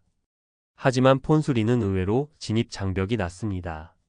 실제 교육기관 강사들 말로는 평균 3개월 정도면 생활형 수리 배터리, 액정, 단자 교체는 가능하다고 합니다. 물론 더 전문적인 메인보드 수리는 최소 6개월 이상 연습이 필요하고 이건 손재주와 집중력이 있어야 가능합니다. 하지만 대부분의 생활 수요는 기초 수리에서 나오기 때문에 처음부터 고급 기술까지 욕심낼 필요는 없습니다. 중요한 건 꾸준히 손에 익히고 최신 기종도 계속 배우려는 태도입니다. 4. 폰수리 창업 주의해야 할 점. 폰수리는 장점이 많은 만큼 몇 가지 반드시 조심해야 할 점도 있습니다. 첫째, 부품 수급 문제입니다. 정식 제조사 부품을 쓰는 게 제일 좋지만 일반인은 구하기 어렵습니다. 그래서 대체 부품 오한 부품을 쓰는 경우가 많은데 품질이 떨어지면 고객 불만이 생기죠. 따라서 믿을 만한 도매처를 확보하는 게 첫 번째 관문입니다. 둘째, 법적 문제입니다. 중고폰 거래나 데이터 복구 등은 개인정보와 직결됩니다. 허술하게 관리하다 문제가 생기면 법적 책임을 질 수 있습니다. 그래서 최소한의 개인정보 보호 교육은 반드시 받고 영업 시에도 꼼꼼히 동의서를 받는 게 필요합니다. 셋째, 입소문 관리입니다. 폰수리는 동네 기반 사업이기 때문에 한두 건의 불만이 퍼지면 타격이 큽니다. 그래서 고객 불만이 생기면 무조건 책임지고 해결하는 태도가 필요합니다. 장기적으로 볼 때 손님이 다시 찾는 가게가 되는 게 가장 큰 자산이 됩니다. 5. 실제로 시작하려는 분들을 위한 팁? 마지막으로 나도 해볼까? 고민하는 분들을 위한 작은 팁을 정리해 드릴게요. 첫째, 체험부터 해보라는 겁니다. 바로 가게를 열기보다 12개월 단기 교육이나 원데이 클래스에 참여해서 본인이 손기술을 즐길 수 있는지 확인하는 게 좋아요. 둘째, 소규모로 시작하라는 겁니다. 요즘은 온라인 광고보다 동네 맘카페나 지인 추천으로 손님이 오는 경우가 많습니다. 그래서 굳이 큰돈 들여 점포를 꾸미지 말고 작은 공간에서 출발하는 게 리스크 관리에 유리합니다. 셋째, 수익원을 다양화하라는 겁니다. 단순 수리만 하면 매출이 일정 수준에서 멈춥니다. 여기에 중고폰 거래, 액세서리 판매, 심지어 간단한 PC 노트북 수리까지 확장하면 훨씬 안정적인 구조가 됩니다. 넷째, 계속 배우라는 겁니다. 스마트폰은 1년에 두세 번씩 신제품이 나오고 구조도 달라집니다. 따라서 은퇴 후 안정적으로 일하려면 계속 배우려는 태도가 필요합니다. 이것이 단순히 생활비 버는 일이 아니라 내 인생 이막의 기술이 되는 핵심이에요. 정리하며 은퇴 후 삶에서 중요한 건 돈과 보람을 동시에 챙길 수 있는 선택입니다. 폰수리 기술은 상대적으로 진입 장벽이 낮고 작은 투자로 시작할 수 있으며 꾸준한 수요가 있다는 점에서 은퇴자들에게 꽤 현실적인 대안이 될 수 있습니다. 다만 나도 하면 돈 버는구나라는 단순한 기대보다는 내가 즐기면서 할 수 있는지 배움에 열려 있는지가 더 중요합니다. 은퇴 후에는 단순히 돈을 버는 게 아니라 내가 살아있다는 감각을 느끼게 해주는 일이 필요하니까요. 30년 회사 다닌 62세, 은퇴 첫 해에 왜 무너졌을까? 은퇴하면 다 끝나는 줄 알았어요. 더는 출근 안 해도 되고 아침에 늦잠도 자고 이제부터는 여유롭게 살 수 있을 줄 알았죠. 그런데 막상 퇴직하고 나니 첫 해부터 너무 힘들더라고요. 이 말 참 많이 들어보셨을 겁니다. 30년 가까이 회사를 다니며 뼈 빠지게 일한 끝에 얻은 게 은퇴라는 결승점인데 막상 그 결승선 너머에는 우리가 상상하지 못했던 현실이 기다리고 있습니다. 어떤 분은 경제적인 문제로 또 어떤 분은 관계의 문제로 혹은 마음의 허전함 때문에 무너집니다. 은퇴를 준비한다고 해도 실제로 맞닥뜨린 현실은 생각보다 훨씬 날카롭습니다. 매달 꼬박꼬박 들어오던 월급이 끊기는 순간부터 생활의 리듬이 달라지고 지출 관리가 무너지면 첫 해부터 버거워집니다. 여기에 몸과 마음의 변화까지 겹치면 내가 이렇게까지 준비가 안 되어 있었나? 하는 후회가 찾아옵니다. 오늘은 62세, 30년 회사 생활을 마치고 은퇴 첫 해에 무너졌던 이들의 진짜 이야기를 나누어 보려 합니다. 1. 퇴직금은 있는데 현금 흐름이 없는 경우. 첫 번째 사례는 62세 김모 씨의 이야기입니다. 김 씨는 대기업에서 30년 넘게 근무하다 정년퇴직을 맞았습니다. 퇴직금 4억 5천만 원을 받아 든든하다고 생각했죠. 그런데 문제가 있었습니다. 김 씨는 그 퇴직금을 대부분 아파트 대출 상환과 자녀 결혼 자금으로 써버렸습니다. 남은 돈은 1억 정도였는데 그마저도 생활비로 조금씩 까먹다 보니 1년 만에 통장 잔고가 빠르게 줄어들었습니다. 은퇴 후에는 얼마가 있느냐 보다 매달 얼마가 들어오느냐가 중요합니다. 현금 흐름이 만들어지지 않으면 가진 돈은 눈에 띄게 줄어들고 불안감은 커질 수밖에 없습니다. 전문가들은 퇴직 직후 가장 많이 하는 실수를 목돈만 바라보는 것이라고 지적합니다. 월급처럼 매달 들어오는 구조를 만들어 두지 않으면 첫 해부터 생활이 흔들린다는 거죠. 2. 생활비 계산 차고 현실은 생각보다 비쌌다. 두 번째 사례는 경기도에 사는 60대 부부입니다. 이 부부는 은퇴 전 한 달 생활비를 200만 원이면 충분하다고 생각했습니다. 그런데 막상 은퇴 후 지출을 꼼꼼히 적어보니 월 평균 350만 원이 필요했습니다.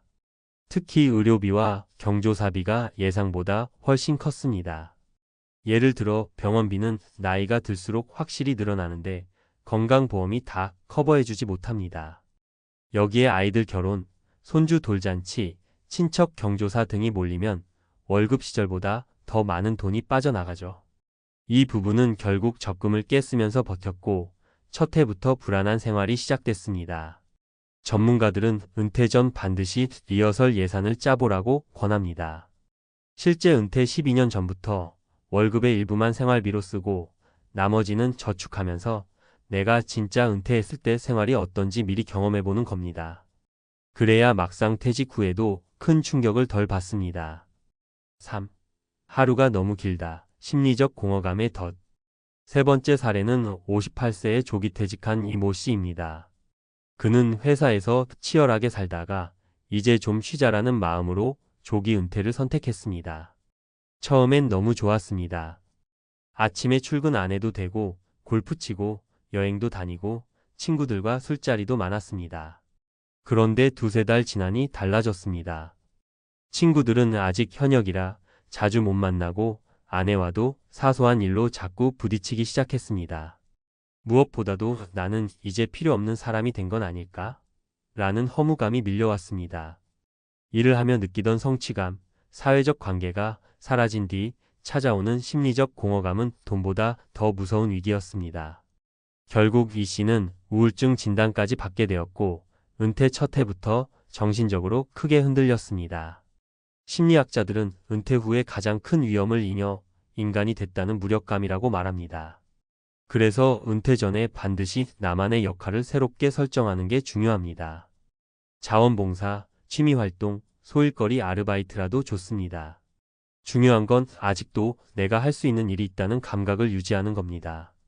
전문가 인사이트 은퇴 첫 해가 무너지는 이유. 은퇴 전문가들은 한결같이 첫 해가 가장 위험하다고 말합니다. 그 이유는 크게 세 가지입니다. 첫째, 소득 공백. 갑자기 월급이 끊기면 누구든 당황합니다. 퇴직금이 많아도 그 돈을 어떻게 나눠 써야 할지 몰라 허둥대다 보면 금세 소진됩니다. 둘째, 지출 착각. 은퇴하면 덜 쓰겠지 싶지만 현실은 더 듭니다. 의료 비자녀 지원 경조사 같은 비용이 은퇴 전보다 늘어납니다. 셋째, 심리적 충격. 회사 사람에서 집에 있는 사람으로 바뀌는 순간 자존감이 무너지고 관계가 틀어지기도 합니다.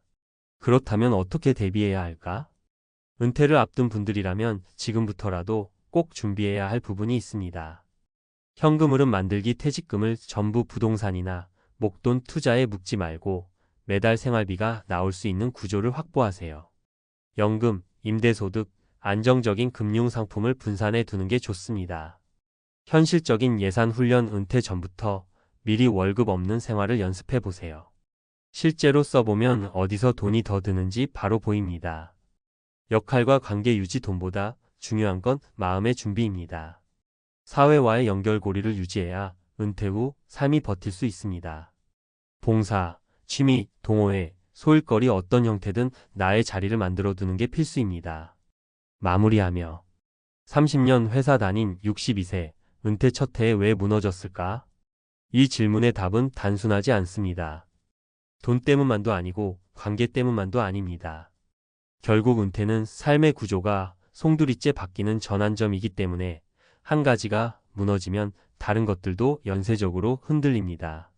그래서 은퇴 준비는 단순히 퇴직금이나 국민연금만 따져보는 게 아니라 현금 흐름 생활비 마음의 자리까지 다 챙겨야 합니다. 은퇴 첫 해는 누구에게나 위기일 수 있지만 미리 준비한 사람에겐 새로운 출발점이 될 수도 있습니다. 은퇴 첫 해 무너지는 걸 막으려면 전문가가 알려주는 현실적 가이드. 은퇴라는 게 생각보다 빠르게 찾아옵니다. 특히 60 전후에 갑자기 월급이 끊기면 누구든 당황하기 마련이에요. 그래서 전문가들은 한결같이 말합니다. 첫 해만 잘 넘기면 그 다음은 버틸 수 있다. 은퇴 첫 해가 흔들리면 그 여파가 몇 년간 이어지지만 준비만 잘하면 오히려 안정적으로 갈 수 있죠. 그럼 어떻게 준비해야 할까요? 1. 현금 흐름을 최우선으로 설계하기. 많은 분들이 퇴직금을 받아놓고 이제 든든하다라고 안심하지만 실제로는 그렇지 않습니다. 예를 들어 퇴직금 5억을 받았다고 해봅시다. 겉으로는 커 보이지만 만약 매달 400만 원씩 생활비로 쓰면 10년 안에 고갈됩니다. 전문가들이 권하는 방법은 퇴직금을 쪼개서 현금 흐름 구조로 전환하는 겁니다. 일부는 안정적인 연금 상품에 넣어서 매달 일정액을 받도록 하고 일부는 생활비 통장으로 나눠 단기 지출에 대비합니다. 그리고 비상금 6개월치 생활비는 반드시 현금성 자산으로 따로 확보해 두는 게 좋아요. 이렇게 하면 생활비 충격을 최소화할 수 있습니다. 즉, 얼마가 있느냐가 아니라 매달 얼마가 들어오느냐가 핵심이라는 거죠. 2. 은퇴 후 생활비는 월 300만 400만 원이 평균. 많은 분들이 은퇴 전에 은퇴하면 생활비가 줄겠지라고 생각합니다. 그런데 통계적으로 보면 은퇴 후에도 월 300만 400만 원이 꾸준히 필요합니다. 그 이유는 단순해요. 의료비 증가. 60대 이후부터는 연평균 의료비가 1년에 약 250만 원 이상 듭니다. 갑작스러운 수술이나 치료가 생기면 수백만 원이 더 나가기도 하고요. 경조사비, 자녀 결혼, 손주 돌잔치, 친척 장례 등으로 1년에 200만 300만 원이 추가됩니다. 생활비 착시. 출퇴근 안 한다고 교통비만 줄어드는 게 아니라 집에 있는 시간이 늘어나면 오히려 전기, 가스, 식비가 더 늘어납니다. 따라서 은퇴 후 가계부를 미리 써보고 적어도 월 350만 원 전후 지출 구조를 감안해 두는 게 현실적입니다. 3. 투자. 절대 몰빵하지 말 것. 은퇴 직후 가장 많이 하는 실수 중 하나가 퇴직금을 한 번에 굴려보자라는 생각입니다. 부동산 갭 투자, 지인 권유 창업, 고수익 금융상품에 몰빵하는 경우가 많죠. 하지만 이런 방식은 은퇴 첫 해에 돈을 잃는 가장 빠른 길입니다. 전문가들은 은퇴 자산의 투자 원칙을 이렇게 정리합니다. 필수 생활비 70% 절대 잃으면 안 되는 돈, 안전자산 예금, 연금, 국공채 등에 두세요. 추가 수익 20% 리스크를 감수하고 투자해도 되는 부분. 주식, ETF, 채권 혼합형 정도가 적당합니다. 자유자금 10% 여유자금, 취미나 여행에 쓰는 돈. 이건 투자보다는 삶의 만족을 위해 쓰는 게 좋아요. 즉, 은퇴 후 자산은 버티는 돈과 불리는 돈을 구분해서 관리해야지 무작정 수익률만 쫓으면 안 됩니다. 4. 은퇴 전 리허설 해보기. 은퇴 후 충격을 줄이려면 최소 12년 전부터 리허설을 해보는 게 좋습니다. 예를 들어 월급이 500만 원이라면 실제 생활은 300만 원으로만 하고 나머지 200만 원은 저축하는 겁니다. 이렇게 하면 두 가지 효과가 있어요. 은퇴 후 생활비가 얼마나 필요한지 감이 잡히고 저축액이 늘어나면서 심리적 안전망이 생깁니다. 실제로 이런 훈련을 해본 사람들은 은퇴 첫 해에도 충격이 덜합니다. 5. 돈보다 중요한 역할 유지. 마지막으로 빼놓을 수 없는 게 심리적인 부분이에요. 은퇴자들의 공통적인 고민이 이제 나는 필요 없는 사람인가? 라는 무력감이거든요. 그래서 전문가들은 반드시 사회적 역할을 남겨두라고 조언합니다. 예를 들어 주 23회 지역 도서관에서 자원봉사, 동네 작은 교회나 복지관에서 아이들 돌봄, 취미 동호회 활동 혹은 일용직이나 시간제 근무라도 좋습니다. 중요한 건 내가 아직 쓰임새가 있다는 감각이에요. 이것이 자존감을 지켜주고 은퇴 첫 해부터 마음이 무너지지 않게 합니다. 마무리. 은퇴 첫 해, 이렇게 준비하면 버틸 수 있다. 정리하자면 은퇴 첫 해가 무너지는 이유는 돈 지출 심리 3가지가 한꺼번에 흔들리기 때문입니다. 하지만 준비만 잘하면 충분히 버틸 수 있어요. 퇴직금을 목돈으로 두지 말고 현금 흐름 구조를 짜라. 생활비는 최소 300만 400만 원이 든다고 보고 미리 예산 훈련을 해라. 투자는 절대 몰빵하지 말고 안전자산 중심으로 분산하라. 은퇴 전에 미리 리허설을 해보라. 돈만큼 중요한 건 내 역할을 유지하는 거다. 결국 은퇴는 돈이 있느냐 없느냐 보다 현실을 얼마나 정확히 예상하고 준비했느냐가 갈림길을 만듭니다. 준비한 사람은 첫 해를 넘어설 수 있고 준비 안 한 사람은 첫 해부터 흔들리며 몇 년을 고생하게 됩니다. 30년 직장 다닌 62세, 은퇴 1년 만에 가난해진 이유는 이 습관 때문이었습니다. 30년을 회사에 묶여 살았으니 이제는 좀 편히 살아야지. 많은 분들이 은퇴할 때 가장 먼저 떠올리는 말일 겁니다. 매일 아침 출근길 전쟁을 치르던 삶, 회식과 야근으로 지친 몸을 이끌고 살던 긴 세월 끝에 드디어 찾아온 자유. 누구나 그 순간만을 기다리며 버텨왔습니다. 그런데 참 아이러니한 건 그렇게 평생을 모은 퇴직금과 연금을 받아 든든할 거라 생각했던 사람들이 은퇴. 12년 만에 통장 잔고가 바닥을 드러내고 오히려 젊었을 때보다 더 큰 불안 속에서 살아가게 된다는 사실입니다. 오늘 이야기는 바로 그 한 사람 62세 김모 씨의 사례로 시작해 보겠습니다. 김 씨는 대기업에서 30년 가까이 근무하며 성실히 일했고 은퇴할 때 손에 쥔 퇴직금만 4억이 넘었습니다. 국민연금도 매달 들어오니 남들 보기에 넉넉하다는 말을 들을 만큼 안정적인 출발이었죠. 그런데 은퇴 1년이 지나고 나니 남은 돈은 절반 가까이 줄어 있었습니다. 생활이 특별히 사치스러웠던 것도 아닌데 말입니다. 대체 무엇이 문제였을까요? 은퇴 후 가난을 부르는 보이지 않는 덫 습관.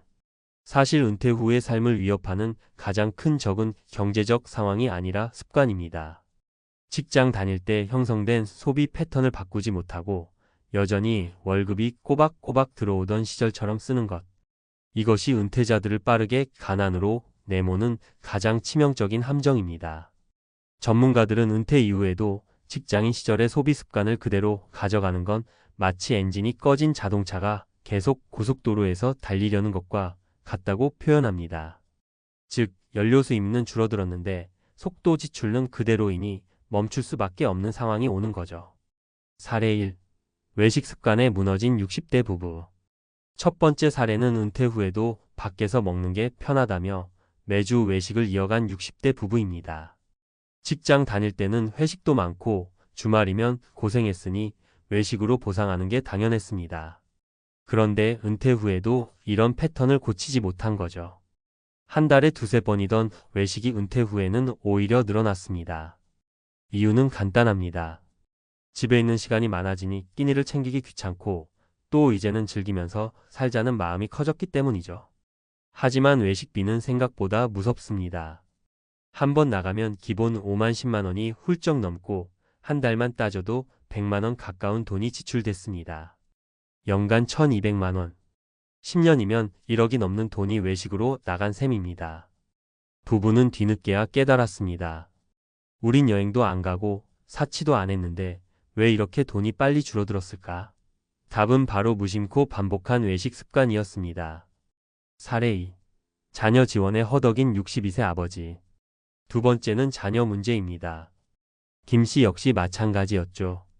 은퇴하자마자 대학을 졸업한 딸이 취업을 준비 중이라 생활비를 보태주고 결혼을 앞둔 아들에게 신혼집 전세 자금 일부를 지원했습니다. 부모 입장에서는 이 정도는 도와줘야 하지 않겠나 하는 마음이었죠. 하지만 현실은 냉정했습니다. 퇴직금 4억 중 절반 가까이가 자녀 지원으로 빠져나갔습니다. 전문가들은 은퇴 자산의 가장 큰 위협 요인은 바로 성인 자녀에 대한 과도한 지원이라고 경고합니다. 이미 경제적으로 독립해야 할 나이인데 부모가 끝까지 책임지려는 습관이 부모 자신을 가난으로 내모는 겁니다. 한 금융 컨설턴트의 말이 인상 깊습니다. 은퇴 후에도 자녀에게 돈을 계속 대주는 건 마치 구멍난 바가지에 물을 붓는 것과 같다. 결국 남는 건 부모의 빈 통장뿐이다. 사례 3. 작은 사치의 누적이 만든 파탄. 세 번째는 소소한 지출의 누적입니다. 은퇴한 59세 박 씨는 하루에 커피 2잔은 꼭 사 마셨습니다. 이 정도는 괜찮겠지 싶었죠. 그런데 한 잔 5,000원짜리 커피가 하루 2잔이면 한 달 30만 원, 1년이면 360만 원입니다. 여기에 친구들과의 소규모 모임, 취미라고 시작한 골프, 스마트폰, 최신 기종 교체까지 더해지니 연간 지출이 은퇴 전보다 오히려 늘어났습니다. 문제는 은퇴 후엔 정기적인 수입이 없다는 겁니다. 이렇게 누적된 작은 사치들이 결국 수천만 원의 자산을 잠식했습니다. 박 씨는 결국 은퇴 5년 차에 집을 줄여 이사해야 했습니다. 그는 말합니다. 처음엔 아무렇지 않겠었는데 나중엔 그게 발목을 잡더라고요. 전문가 인사이트 왜 우리는 습관을 바꾸지 못할까? 여기서 중요한 질문을 던져봐야 합니다. 왜 은퇴자들은 이런 습관을 쉽게 바꾸지 못할까요? 첫째, 심리적 보상 욕구 때문입니다. 수십 년 동안 참아왔으니 이제는 즐기고 싶다는 마음이 강하게 작용합니다. 하지만 이 보상 심리가 은퇴 자산을 잠식하는 가장 큰 함정입니다. 둘째, 소득 착각입니다. 직장인 시절에는 월급이 고정적으로 들어왔지만 은퇴 후의 연금이나 퇴직금은 결국 줄어드는 자산일 뿐입니다. 그런데도 우리는 여전히 나한테는 일정한 수입이 있다는 착각에 빠져 소비를 줄이지 못합니다. 셋째, 사회적 체면도 큽니다. 은퇴 후에도 친구나 친척과의 관계에서 뒤처지고 싶지 않다는 마음 때문에 모임이나 선물 같은데 과도한 지출을 하는 경우가 많습니다. 그렇다면 어떻게 바꿔야 할까? 예산을 생활화하기. 은퇴 후 가장 먼저 해야 할 건 가계부 작성입니다. 매달 들어오는 연금과 자산에서 반드시 최대 지출 한도를 정해두고 그 안에서 살아야 합니다. 전문가들은 은퇴 후 생활비는 직장인 시절의 6,070% 수준으로 줄여야 안전하다고 조언합니다. 자녀와의 선 긋기. 자녀에게 경제적 도움을 주는 건 어느 정도 필요하지만 은퇴 후 자산을 갉아먹을 정도라면 부모의 노후까지 무너집니다. 여기까지가 부모의 역할이라는 선을 분명히 그어야 합니다. 작은 사치 줄이기. 커피, 외식, 불필요한 구독 서비스 등 티 안 나지만 쌓이면 큰 돈이 되는 지출을 잡아야 합니다. 한두 가지 습관만 고쳐도 연간 수백만 원이 절약됩니다.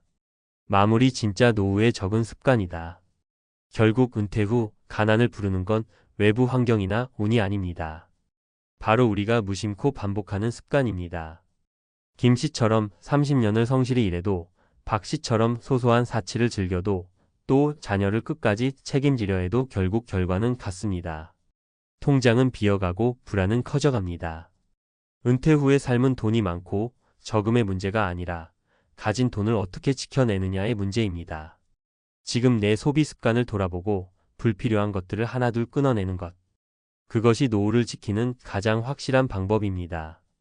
은퇴 후 행복을 지키는 길은 거창한 투자가 아니라 작은 습관 하나 바꾸는 것에서 시작된다.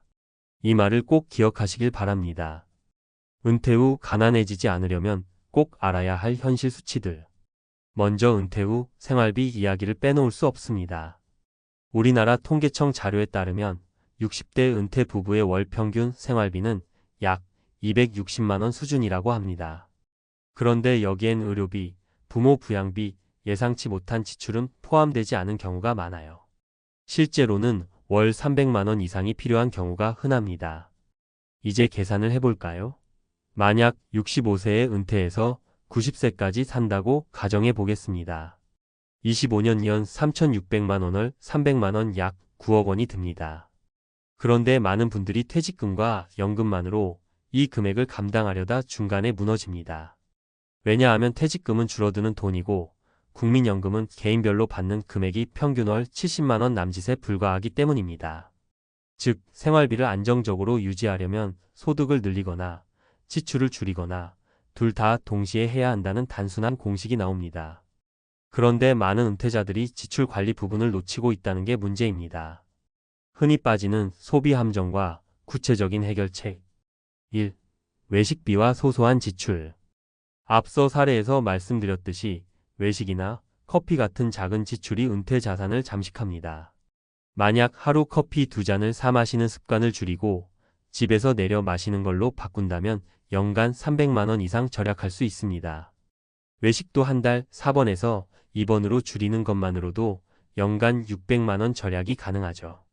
팁 은퇴 후에는 외식 간식 취미비 같은 변동 지출을 생활비의 20% 이내로 제한하는 게 안전합니다. 2. 자녀 지원 문제. 전문가들은 자녀 지원은 반드시 기한과 한도를 정해야 한다고 강조합니다. 예를 들어 결혼 자금으로 최대 얼마, 생활비 지원은 취업 전까지만. 이런 기준을 세우지 않으면 부모의 노후 자금은 끝없이 새어나갑니다.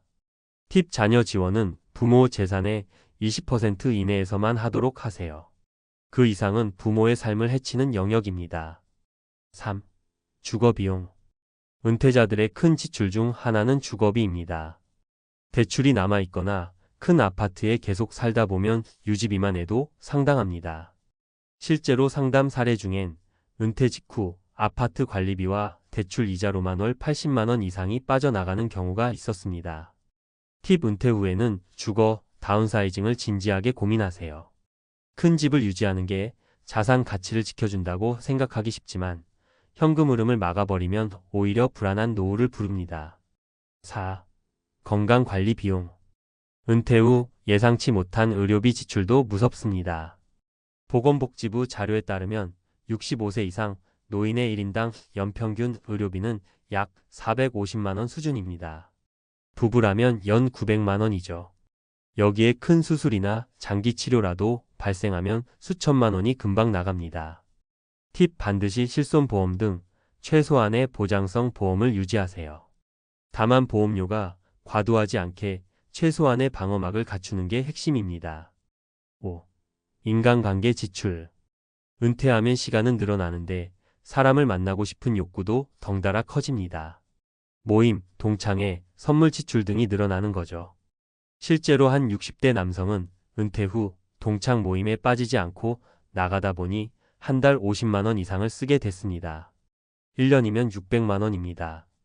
팁 인간관계 지출은 좋지만 반드시 모임은 월 23회로 제한하고 선물은 정해진 예산 안에서만 하세요. 전문가가 권하는 실천 루틴. 월 단위 지출 상한선 정하기. 매달 들어오는 연금과 예금 이자, 그리고 필요한 생활비를 계산한 뒤 반드시 지출 상한선을 정하세요. 예를 들어 총 월 소득이 250만 원이라면 생활비를 220만 원으로 묶고 나머지 30만 원은 비상금 통장으로 자동 이체하는 방식입니다. 현금 흐름 관리. 은퇴 후 자산은 줄어드는 구조이기 때문에 돈이 들어오고 나가는 흐름을 반드시 눈으로 확인해야 합니다. 가계부 앱을 쓰거나 최소한 카드 통장 사용 내역을 한 달에 한 번은 체크하는 습관을 들이세요. 예비비 마련하기. 생활비 외에도 갑자기 필요한 돈이 생깁니다. 자동차 수리비, 병원비, 부모님 간병비 등. 따라서 연간 생활비의 최소 10%는 별도의 예비비로 떼어두는 게 필요합니다. 은퇴 후 소득 다각화. 아무리 지출을 줄여도 불안하다면 소득을 만드는 게 답입니다. 파트타임 일자리, 소규모 임대 수입, 취미와 연계된 소득화 등 다양한 방법이 있습니다. 실제로 60대에 카페 아르바이트를 시작해 월 60만 원을 벌면서 연금 외에도 생활비 여유를 찾은 분들도 많습니다. 마지막 조언. 은퇴 후 돈은 쓸 줄 아는 지혜가 필요하다. 은퇴 후의 삶은 단순히 돈을 많이 모아놓는다고 해결되지 않습니다. 중요한 건 쓰는 습관을 관리하는 능력입니다. 이 정도는 괜찮겠지라는 생각이 매달 쌓이면 몇 년 안에 통장은 바닥을 드러냅니다. 반대로 작은 절약과 습관 관리만 잘해도 지금 가진 돈으로 20년, 30년은 충분히 버틸 수 있습니다. 결국 은퇴 후의 행복은 얼마나 모았느냐 보다 얼마나 현명하게 쓰느냐에 달려 있습니다. 지금 당장 지출 습관을 돌아보고 필요 없는 건 과감히 끊어내세요. 그것이 은퇴 후 가난을 피하는 가장 확실한 방법입니다. 10억 자산 가진 65세 부부. 왜 은퇴 5년 만에 월세방으로 쫓겨났을까? 우리 나이 정도면 10억이면 노후 충분하다고 생각했지. 집도 있었으니까. 그런데 지금 와서 보니 그때가 가장 행복했을 때였어. 이 말은 실제로 만난 한 65세 은퇴자의 씁쓸한 고백이었습니다. 많은 사람들이 은퇴를 앞두고 이런 계산을 합니다. 집 한 채 있고 10억 정도 현금 자산이 있으면 평생 먹고 사는데 문제 없겠지. 하지만 현실은 생각보다 훨씬 냉혹합니다. 통장에 찍힌 10억이 결코 영원하지 않다는 사실을 깨닫는 데는 그리 오랜 시간이 걸리지 않거든요. 특히 자식 문제는 은퇴 세대가 가장 크게 부딪히는 함정 중 하나입니다. 부모는 자식을 돕고 싶고 자식은 부모의 도움을 당연하게 여기기도 합니다. 하지만 그 사이에 계산 없는 돈의 흐름이 생기면 평생 모아둔 자산도 순식간에 바닥을 드러내게 됩니다. 결국 은퇴 후 5년 만에 월세방으로 내몰린 부부의 현실은 남 이야기가 아니라 우리 누구에게나 일어날 수 있는 경고일지 모릅니다. 집도 있었고 10억도 있었는데 착각에서 시작된 불행. 은퇴한 부부가 가진 자산은 분명히 적지 않았습니다. 서울 외곽의 시세 7억 원짜리 아파트 한 채, 그리고 은행에 모아둔 현금과 퇴직금 합쳐 3억 원. 총 10억 원이라는 숫자는 그들에게 안정감을 줬습니다. 하지만 문제는 돈의 흐름이었습니다. 은퇴 후 안정적인 현금 흐름을 만들지 못한 채 자식들에게 큰 돈을 빌려주거나 지원하는 순간부터 상황은 기울기 시작했습니다. 집을 팔아 자식의 전세 자금을 마련해주고 사업을 돕는다는 명목으로 퇴직금을 내줬던 것이 바로 파국의 출발점이었죠. 재산은 숫자로만 존재할 때는 단단해 보이지만 실제로 쓰기 시작하면 눈 녹듯 빠져나갑니다. 여기에 예상치 못한 의료비, 생활비 상승, 국민연금만으로는 부족한 현금 흐름이 겹치면 10억은 생각보다 너무 빨리 사라지는 액수입니다. 현실 사례의 1자식 결혼 지원이 불러온 파국. 첫 번째 사례는 62세에 은퇴한 김씨 부부의 이야기입니다. 김씨는 퇴직 후 8억 원의 자산을 갖고 있었습니다. 서울 아파트 한 채와 퇴직금, 그리고 모아둔 현금이었습니다. 아들이 결혼할 때 집을 마련해 주겠다며 아파트를 팔아 현금화했고 대신 본인은 전세로 들어갔습니다. 처음에는 부모의 의무를 다했다고 뿌듯했지만 문제는 아들의 직장이 불안정했고 대출까지 얹힌 상황에서 금방 집을 유지하기 힘들어졌다는 겁니다. 아들은 결국 집을 처분했고 남은 건 빚뿐이었습니다. 그 과정에서 부모가 보태준 돈은 돌려받을 길이 없었죠. 김씨 부부는 전세금마저 보전하지 못한 채 3년 만에 월세방으로 밀려났습니다. 내 집을 잃고 나니 내가 내 삶의 주인이 아닌 것 같더라고요. 김씨의 말은 씁쓸했지만 우리 주변에서도 쉽게 볼 수 있는 이야기입니다. 현실 사례, 이 자식 사업에 투자했다가 무너진 부부. 두 번째는 65세 장 씨 부부의 사례입니다. 장 씨는 퇴직 후 10억 가까운 자산을 갖고 있었습니다. 평생 모은 돈이니만큼 본인은 여유롭게 살 생각이었지만 아들이 창업을 하겠다며 투자금을 부탁했습니다. 아빠, 이번이 마지막 기회야. 1억만 있으면 돼. 처음에는 1억이었지만 사업이 어렵다며 조금씩 돈을 더 요청했습니다. 결국 3년 동안 5억 가까이 쏟아부었고 장 씨 부부의 노후 자금은 절반으로 줄어들었습니다. 문제는 사업이 끝내 실패하면서 투자금은 고스란히 사라졌다는 거죠. 연금으로는 생활이 빠듯했고 남은 돈으로는 의료비와 생활비를 감당하기 어려워 결국 집을 정리하고 작은 월세방으로 옮겨야 했습니다. 현실 사례의 3부모는 당연히 도와야 한다는 자식의 요구. 세 번째는 조금 다른 상황입니다. 64세 이씨 부부는 자산이 9억 원 정도 있었습니다. 그런데 은퇴 후에도 자식들이 계속 손을 벌렸습니다. 결혼, 육아, 전세 보증금, 생활비까지 부모는 도와주는 게 당연하다는 태도였고 부부는 거절하지 못했습니다. 결국 몇 년 사이에 수억 원이 빠져나갔고 정작 본인들의 노후 생활비는 부족해졌습니다. 생활비를 감당하기 어려워 결국 자녀 집 근처의 작은 월세방으로 이사할 수밖에 없었습니다. 아이러니한 건 정작 도움을 받았던 자식들은 부모의 생활비를 도와주지 않았다는 점입니다. 전문가 인사이트, 왜 이런 일이 반복될까? 전문가들은 이런 몰락의 공통점을 크게 세 가지로 지적합니다. 현금 흐름을 만들지 못했다. 집은 자산이지만 현금이 아니며 연금만으로는 부족합니다. 월세, 전세 지원이나 투자 등으로 돈이 빠져나가면 생활비를 충당할 소득원이 사라집니다. 자녀 지원에 무방비었다. 부모 세대는 자식에게 희생하는 게 당연하다고 믿는 경우가 많습니다. 하지만 현실은 자식이 부모의 노후를 책임지지 않습니다. 위기 대응 자금이 없었다. 의료비, 생활비 상승 같은 예기치 못한 지출을 고려하지 못했습니다. 100세 시대에 10억이 결코 큰 돈이 아닌 이유가 여기에 있습니다. 은퇴자에게 주는 교훈. 이 사례들이 주는 메시지는 분명합니다. 내 노후는 내가 지켜야 한다는 겁니다. 자식에게 주고 싶은 마음은 이해되지만 본인의 노후가 무너지면 결국 자식에게 짐이 됩니다.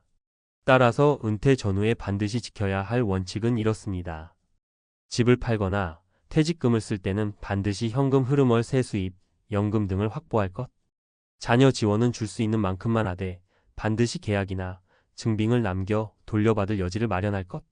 의료비와 생활비 상승에 대비해 비상자금을 별도로 마련할 것. 마무리. 10억이면 충분할 줄 알았다. 이 말은 지금도 수많은 은퇴자들의 착각이자 곧 닥칠 현실일 수 있습니다. 결국 중요한 건 액수가 아니라 돈을 어떻게 쓰고 어떻게 지키느냐입니다. 오늘의 이야기를 들은 분들이라면 아마 속으로 이렇게 생각하실 겁니다. 나라도 우리 부부라도 자식 부탁을 거절하기 힘들지 않을까? 그렇다면 지금 이 순간이 바로 출발점입니다. 어디까지 도와줄지, 무엇을 남겨둘지를 스스로 정해두지 않으면 10억이든 20억이든 결국 월세방으로 쫓겨나는 현실은 누구에게나 찾아올 수 있습니다. 은퇴 자산, 왜 숫자보다 흐름이 중요한가? 많은 분들이 은퇴 준비를 할 때 10억 있으면 되지 않을까? 라는 생각을 합니다. 하지만 전문가들은 이렇게 말합니다. 10억은 숫자일 뿐이고 그 돈이 얼마나 오래 버텨줄지는 현금 흐름 설계에 달려 있다. 예를 들어 월 생활비로 300만 원을 쓴다고 가정해 볼게요. 연간 3,600만 원입니다. 10억을 아무런 수익 없이 그냥 꺼내 쓰기만 한다면 단순 계산으로 약 27년이면 끝입니다. 그런데 여기서 중요한 건 의료비 생활비 상승률을 고려하면 실제로는 20년이 채 안 가서 바닥이 보일 수 있다는 겁니다. 특히 한국의 경우 60대 이후 의료비 지출이 급격히 늘어납니다. 건강보험심사평가원 자료에 따르면 65세 이상이 평균적으로 연간 300만 400만 원의 의료비를 씁니다. 만약 부부라면 최소 600만 원 이상이죠. 여기에 물가 상승률 연 3%만 잡아도까지 반영하면 10억은 생각보다 훨씬 빨리 사라집니다. 즉, 자산 총액보다 중요한 건 매달 안정적으로 들어오는 돈이라는 거죠. 이게 바로 연금임대 수익 투자, 수익 같은 현금 흐름을 만들어야 하는 이유입니다. 자식 지원 어디까지가 적정선일까? 은퇴 부부가 가장 많이 흔들리는 지점이 바로 자식 지원입니다. 결혼자금, 전세보증금, 사업자금 부모 입장에서는 다 도와주고 싶습니다.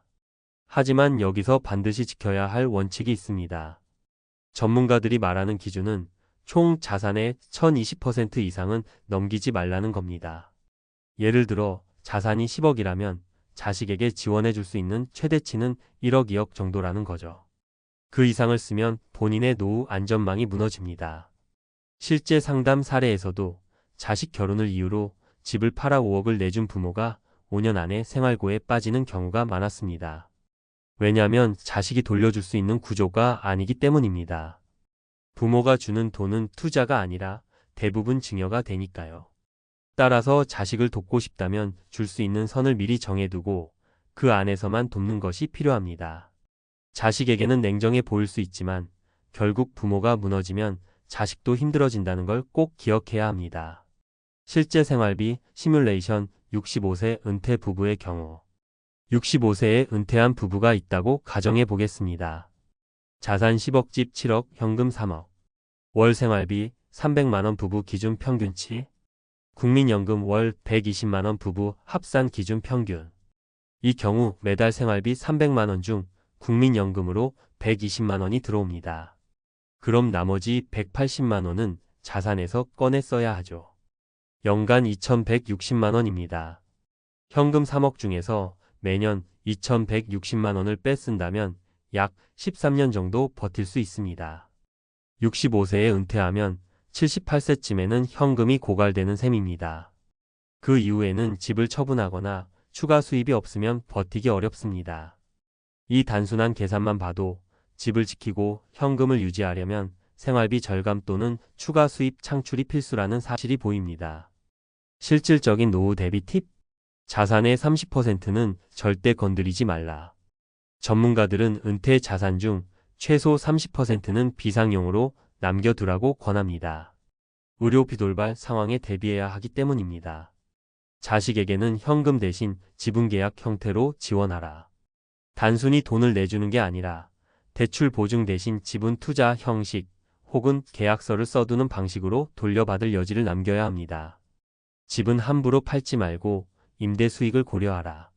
집을 팔아 현금을 만드는 순간 거주 비용이 늘어나면서 자산 소진 속도가 빨라집니다. 차라리 방 일부를 임대하거나 작은 집으로 다운사이징해 차익을 확보하는 방법이 더 안전합니다. 국민연금 외 보조소득원 만들기. 국민연금만 믿으면 안 됩니다. 소규모 상가 임대, 금융상품의 월 지급식 펀드, 혹은 은퇴 후 가능한 파트타임 일자리를 확보하는 게 좋습니다. 실제로 월 50만 원만 추가 수입이 있어도 자산 소진 속도가 5년 이상 늦춰질 수 있습니다. 생활비 관리 습관 들이기. 은퇴 후 생활비를 줄이는 가장 큰 방법은 소비 습관을 바꾸는 겁니다. 카드 사용을 줄이고 현금 지출을 기록하는 것만으로도 연 200만, 300만 원을 절약할 수 있다는 연구 결과가 있습니다. 주의해야 할 함정. 자식이 잘 되면 갚아주겠지라는 믿음. 통계적으로 부모가 자식에게 지원한 돈은 대부분 돌아오지 않습니다. 돌려받을 생각 자체를 버리는 게 현명합니다. 퇴직금 목돈을 한꺼번에 투자하는 것. 은퇴 후 가장 많이 하는 실수가 바로 퇴직금을 고위험 투자 부동산 갭 투자, 자식 사업, 주식 단타에 넣는 겁니다. 은퇴 자금은 안정성이 최우선이지 단기간 수익을 노려서는 안 됩니다. 의료비를 과소평가하는 것. 70대 이후 노인의 평균 의료비는 월 50만 원에 육박합니다. 장기 요양까지 포함하면 훨씬 많아지죠. 반드시 별도 준비가 필요합니다. 마무리. 내 노후는 내가 지킨다. 은퇴 후 자식 때문에 혹은 잘못된 돈 관리 때문에 월세방으로 내몰린 부부들의 사례는 남 이야기가 아닙니다. 실제로 통계청 자료를 보면 한국 노인의 50% 이상이 자식과 별도로 살고 있으며 절반 이상은 연금과 보조 수입만으로 생활합니다. 결국 답은 단순합니다. 자산을 지키고 현금 흐름을 만들고 자식에게 줄 수 있는 선을 분명히 하고 비상자금을 반드시 확보하는 것. 은퇴 후 삶은 길고 변수가 많습니다. 하지만 오늘 이 순간부터 내 노후는 내가 지킨다는 원칙만 세워둬도 10억이든 5억이든 그 돈은 훨씬 오래, 훨씬 든든하게 여러분의 삶을 지켜줄 수 있습니다. 집 팔고 나니까 너무 후회됩니다. 은퇴 후 쓰리잡 뛰는 50대 가장의 충격 고백. 은퇴하면 좀 쉬어야지. 많은 분들이 직장 생활 내내 이런 희망을 품고 삽니다. 30년 가까이 회사와 가정을 위해 뛰다 보면 언젠가는 나만의 시간을 가지며 여유롭게 살 수 있겠지라는 상상 하나로 버텨내곤 하죠. 그런데 막상 은퇴를 하고 보니 그게 얼마나 허망한 환상인지 깨닫게 되는 순간이 있습니다. 특히 집을 팔고 나서 생활비 마련을 위해 하루 3가지 일을 뛰어야 하는 상황에 몰린다면 누구라도 내가 뭘 잘못한 걸까? 라는 후회가 밀려올 수밖에 없습니다. 은퇴 후에는 집이 단순한 자산이 아니라 삶을 지탱하는 안정판이라는 걸 뒤늦게 깨닫는 분들이 많습니다. 집을 팔아 목돈을 확보하는 게 현명한 선택일 거라 믿었는데 오히려 그게 가장 큰 실수였다는 걸 뼈저리게 느끼는 거죠. 사례 1. 58세 김 씨의 후에 집은 팔았는데 월세가 발목을 잡다. 김 씨는 서울에서 30년 가까이 직장 생활을 마치고 은퇴했습니다. 퇴직금을 포함해 손에 쥔 돈은 5억 원 남짓? 그중 상당 부분은 집을 팔아서 나온 돈이었죠. 그는 이제는 전세로 옮겨 살면서 남는 돈으로 노후를 편하게 보내야겠다는 계획을 세웠습니다. 그런데 불과 3년 만에 상황은 완전히 뒤집혔습니다. 전세금은 집값 상승에 따라 계속 올랐고 결국 전세에서 월세로 전환되면서 매달 100만 원 넘는 주거비가 고정비로 나가게 된 겁니다. 연금은 아직 수령 나이가 안 됐고 저축은 생활비로 줄줄이 새어나갔습니다. 버틸 방법은 단 하나, 몸으로 뛰어 돈을 버는 것뿐이었습니다. 지금 김 씨는 새벽에는 신문 배달, 낮에는 마트 배송 아르바이트, 밤에는 편의점 야간 근무를 하고 있습니다. 하루 3가지 일을 뛰지만 손에 쥐는 건 고작 250만 원 남짓. 그런데도 생활비와 월세, 그리고 자녀에게 들어가는 지원비를 빼고 나면 남는 게 거의 없습니다. 차라리 집을 안 팔고 버텼으면 월세 걱정은 없었을 텐데라는 후회가 늘 마음을 짓누르고 있습니다. 사례 2. 62세 박 부부 제주에서의 꿈, 현실은 파산 직전. 박 씨 부부는 은퇴 후 제주에서 여유로운 삶을 살자는 로망이 있었습니다. 서울 아파트를 팔고 7억 원을 손에 쥔 뒤 제주에서 작은 게스트하우스를 차렸습니다. 처음 1년은 괜찮았습니다. 여행객이 몰리면서 매출도 꽤 들어왔거든요. 하지만 코로나와 경기 침체가 닥치자 손님은 급격히 줄었고 유지비는 쌓여갔습니다. 결국 3년 만에 게스트하우스는 문을 닫았고 남은 건 빚뿐이었습니다. 서울로 다시 돌아오니 집값은 이미 치솟아 예전 집을 다시 살 엄두조차 못 냈습니다. 지금 부부는 보증금 3천만 원에 월세 70만 원짜리 빌라에서 살며 남편은 택시 운전, 아내는 식당 보조 일을 합니다. 은퇴 후 꿈꾸던 여유로운 섬 생활은커녕 하루 벌어 하루 사는 신세가 된 거죠. 박 씨는 말합니다. 집은 단순한 돈의 문제가 아니라 노후의 뿌리였다는 걸 그때 알았다. 사례 3. 55세 이 씨 부모님 부양과 자녀 교육비의 덫. 이 씨는 아직 50대 중반이지만 조기 퇴직으로 회사를 그만두었습니다. 은퇴 후를 대비해 서울 변두리 아파트를 팔고 경기도 외곽에 전세로 옮겨가며 손에 쥔 3억 원으로 사업을 시작했습니다. 하지만 사업은 2년 만에 실패로 끝났습니다. 더 큰 문제는 부모님 병원비와 대학생 자녀 2명의 학비였습니다. 월세와 생활비에 더해 매달 고정 지출이 400만 원을 넘다 보니 가진 돈은 눈 녹듯 사라졌습니다. 결국 그는 새벽에는 대리운전, 낮에는 택배 상하차, 주말에는 경비 일을 뛰는 쓰리잡 생활자가 되었습니다. 그는 말합니다. 집을 지켰더라면 최소한 잠잘 곳 걱정은 없었을 텐데 지금은 월세 밀릴까 봐 노심초사입니다. 전문가 인사이트 왜 집은 노후의 최후의 보루인가? 전문가들은 한 목소리로 말합니다. 집은 자산이 아니라 노후의 안전망이라고. 은퇴 후 가장 무서운 건 생활비의 압박보다도 주거 불안정입니다. 고정비 부담 최소화. 집이 있으면 적어도 월세나 전세금 인상에 시달릴 일이 없습니다. 은퇴 후 소득이 불안정할 때 매달 빠져나가는 주거비는 가장 큰 부담이 됩니다. 심리적 안정감. 내 집이 있다는 건 단순히 잠자리를 제공하는 게 아니라 심리적 안정감을 줍니다. 노후의 가장 큰 불안 요인 중 하나가 혹시 집을 잃고 떠돌게 되지 않을까? 인데 내 집이 있으면 그 두려움이 크게 줄어듭니다. 예상치 못한 변수 대응. 은퇴 후에는 의료비, 자녀 지원비, 경기 변동 등 예측 못할 지출이 많습니다. 이럴 때 집은 담보대출이나 전세 전환 같은 방식으로 최후의 금융 안전판 역할을 해줍니다. 그렇다면 집을 이미 팔았다면 어떻게 해야 할까? 이미 집을 팔아버린 분들은 후회만 하기엔 늦었습니다. 중요한 건 지금부터의 전략입니다. 지출 구조 점검. 매달 어디에 돈이 빠져나가는지 꼼꼼히 체크하고 불필요한 고정비를 줄이는 게 우선입니다.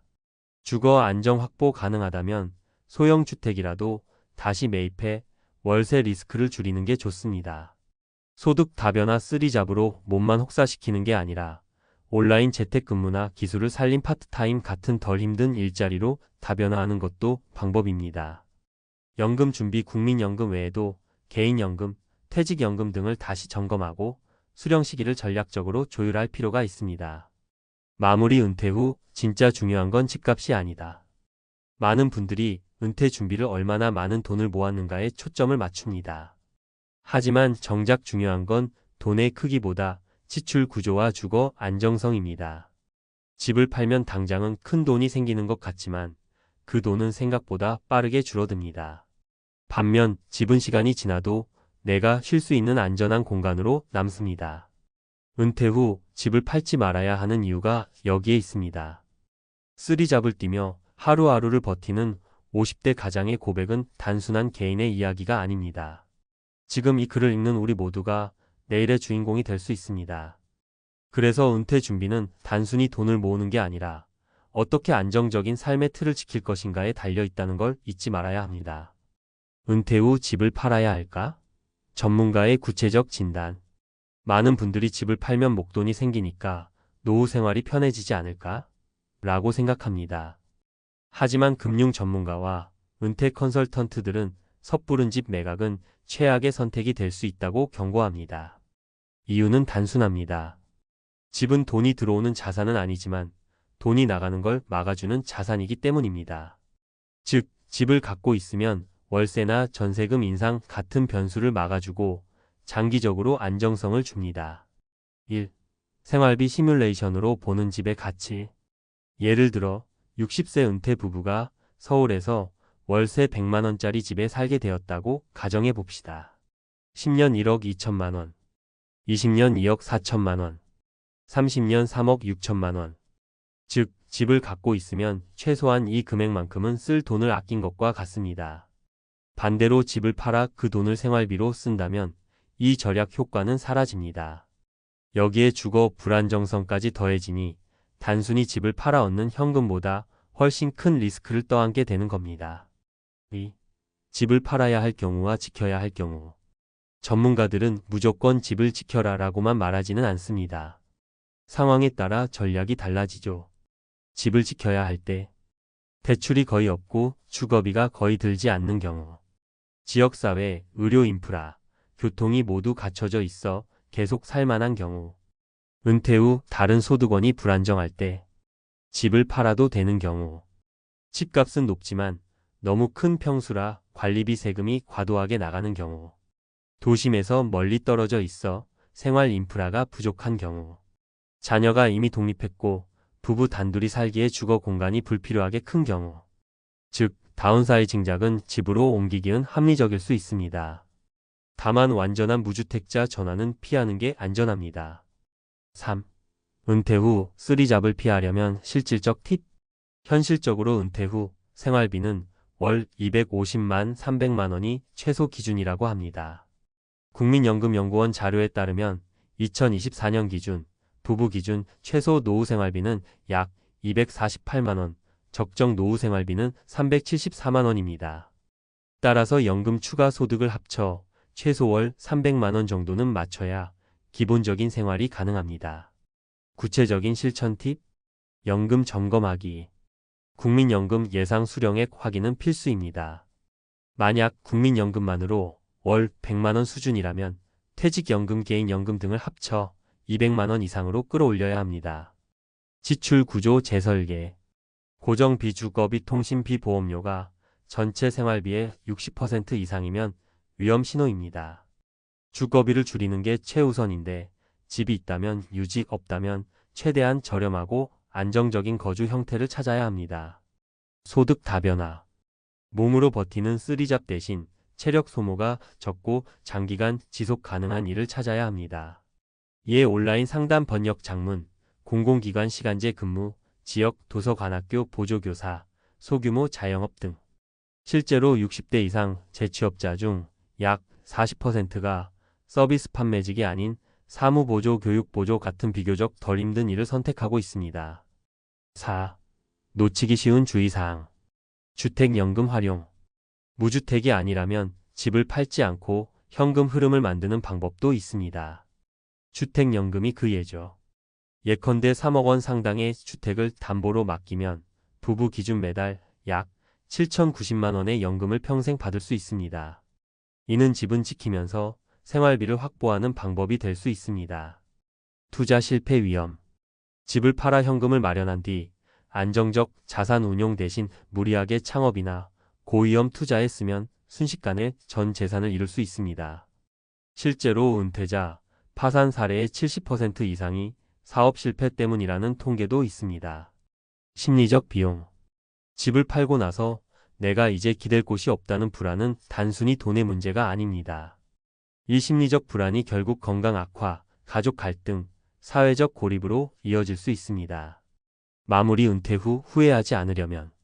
집을 팔고 나서 후회하는 사람들이 한 목소리로 하는 말은 이겁니다. 돈은 다시 벌 수 있어도 집은 다시 사기 힘들다. 결국 은퇴 후 안정된 삶을 위해서는 집을 팔아 목돈을 만드는 전략보다 집을 기반으로 지출 구조를 줄이고 연금 부업 투잡을 통한 꾸준한 현금 흐름을 만드는 전략이 훨씬 현실적입니다. 은퇴 후 쓰리잡을 뛰며 고생하는 현실로 가지 않으려면 지금부터라도 본인의 연금 수준, 생활비 구조, 집의 가치를 정확히 계산해 봐야 합니다. 그리고 섣부른 집 매각은 마지막 순간까지도 신중해야 한다는 걸 잊지 말아야 합니다. 37년 가족 위해 헌신했는데 은퇴 첫날 아내가 건넨 건 이혼 서류였다. 당신 고생했어. 이제 좀 쉬어. 많은 남편들이 은퇴 후 아내에게 듣고 싶은 말이 바로 이 한마디일 겁니다. 수십 년 동안 회사와 가정을 오가며 몸 바쳐 일했으니 이제는 편히 쉬고 함께 늦은 오후 차 한 잔 마시는 시간이 올 줄 알았죠. 그런데 어떤 이들은 상상도 못한 순간을 맞닥뜨립니다. 정년퇴직 축하 자리를 마치고 집에 들어온 남편 앞에 놓인 건 금시계가 아니라 이혼 서류였다는 사실 말입니다. 이 이야기가 단순한 극적인 드라마 속 장면일까요? 놀랍게도 실제로 은퇴 직후 이혼을 맞는 부부가 적지 않습니다. 한국통계청 자료를 보면 결혼 30년 이상 된 부부의 황혼 이혼 비율이 꾸준히 증가하고 있다고 하죠.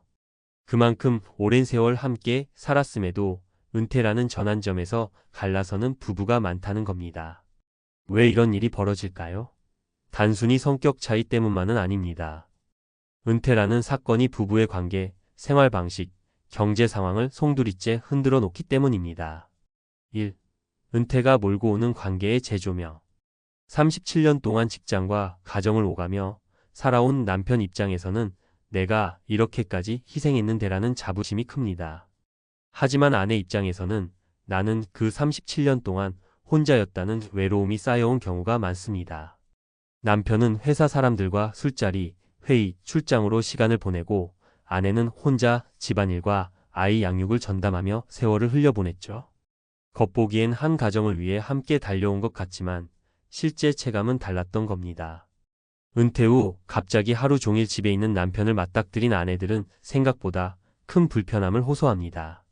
집이 남편의 새로운 직장이 된 것 같다. 숨 쉴 틈이 없다. 이제야 내 삶을 살고 싶다는 말들이 터져 나오죠. 결국 이 간극이 황혼-이혼이라는 결말로 이어지기도 합니다. 2. 현실 사례 35년 교직 생활을 마친 김 선생님의 이야기. 서울에서 고등학교 교사로 35년간 근무하다 정년퇴직한 김 선생님 65세는 은퇴 후 제일 큰 충격을 가정에서 받았습니다.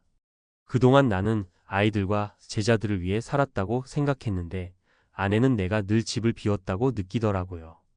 은퇴하면 같이 여행도 다니고 집 근처 카페에서 수다도 떨 줄 알았는데 아내는 오히려 그때 이혼을 요구했습니다. 김 선생님은 처음엔 도저히 이해할 수 없었다고 합니다. 하지만 상담을 받으면서 알게 됐습니다. 아내는 이미 수십 년간 혼자 사는 삶에 익숙했고 남편의 은퇴가 마치 그 생활을 침범하는 것처럼 느껴졌다는 겁니다. 결국 두 사람은 법적으로는 이혼 대신 별거를 선택했지만 은퇴가 가져온 관계의 균열은 쉽게 메워지지 않았습니다. 3. 은퇴 후 관계 변화의 본질. 전문가들은 은퇴를 두 번째 사춘기라고 부릅니다. 청소년 때처럼 정체성의 혼란이 찾아오고 부부 관계도 재정립이 필요하다는 거죠. 남편 입장에서는 나는 이제 가족과 시간을 보내겠다는 선언일 수 있지만 아내는 이미 자기만의 루틴을 만들어 놓은 경우가 많습니다. 아침마다 친구들과 운동을 나가고 오후에는 취미 활동을 하고 주말에는 성당이나 교회 모임에 참석하는 시기죠. 그런데 갑자기 남편이 같이 있자고 하면 그 자체가 오히려 큰 부담이 되는 겁니다. 4. 현실 사례 30년 공무원으로 살아온 박 씨 부부. 경기도에 사는 박 씨 63세는 은퇴 후 부부 여행을 가장 큰 소망으로 삼았습니다. 하지만 아내는 여행을 거부했습니다. 이유는 단순했습니다. 그동안 나는 애들 키우고 시댁 챙기느라 내 인생이 없었어. 이제 내 삶을 살고 싶어. 그런데 또 당신이랑 붙어 다니라고? 싫어. 박 씨는 충격을 받았지만 아내의 말에서 무시할 수 없는 진심을 느꼈다고 합니다.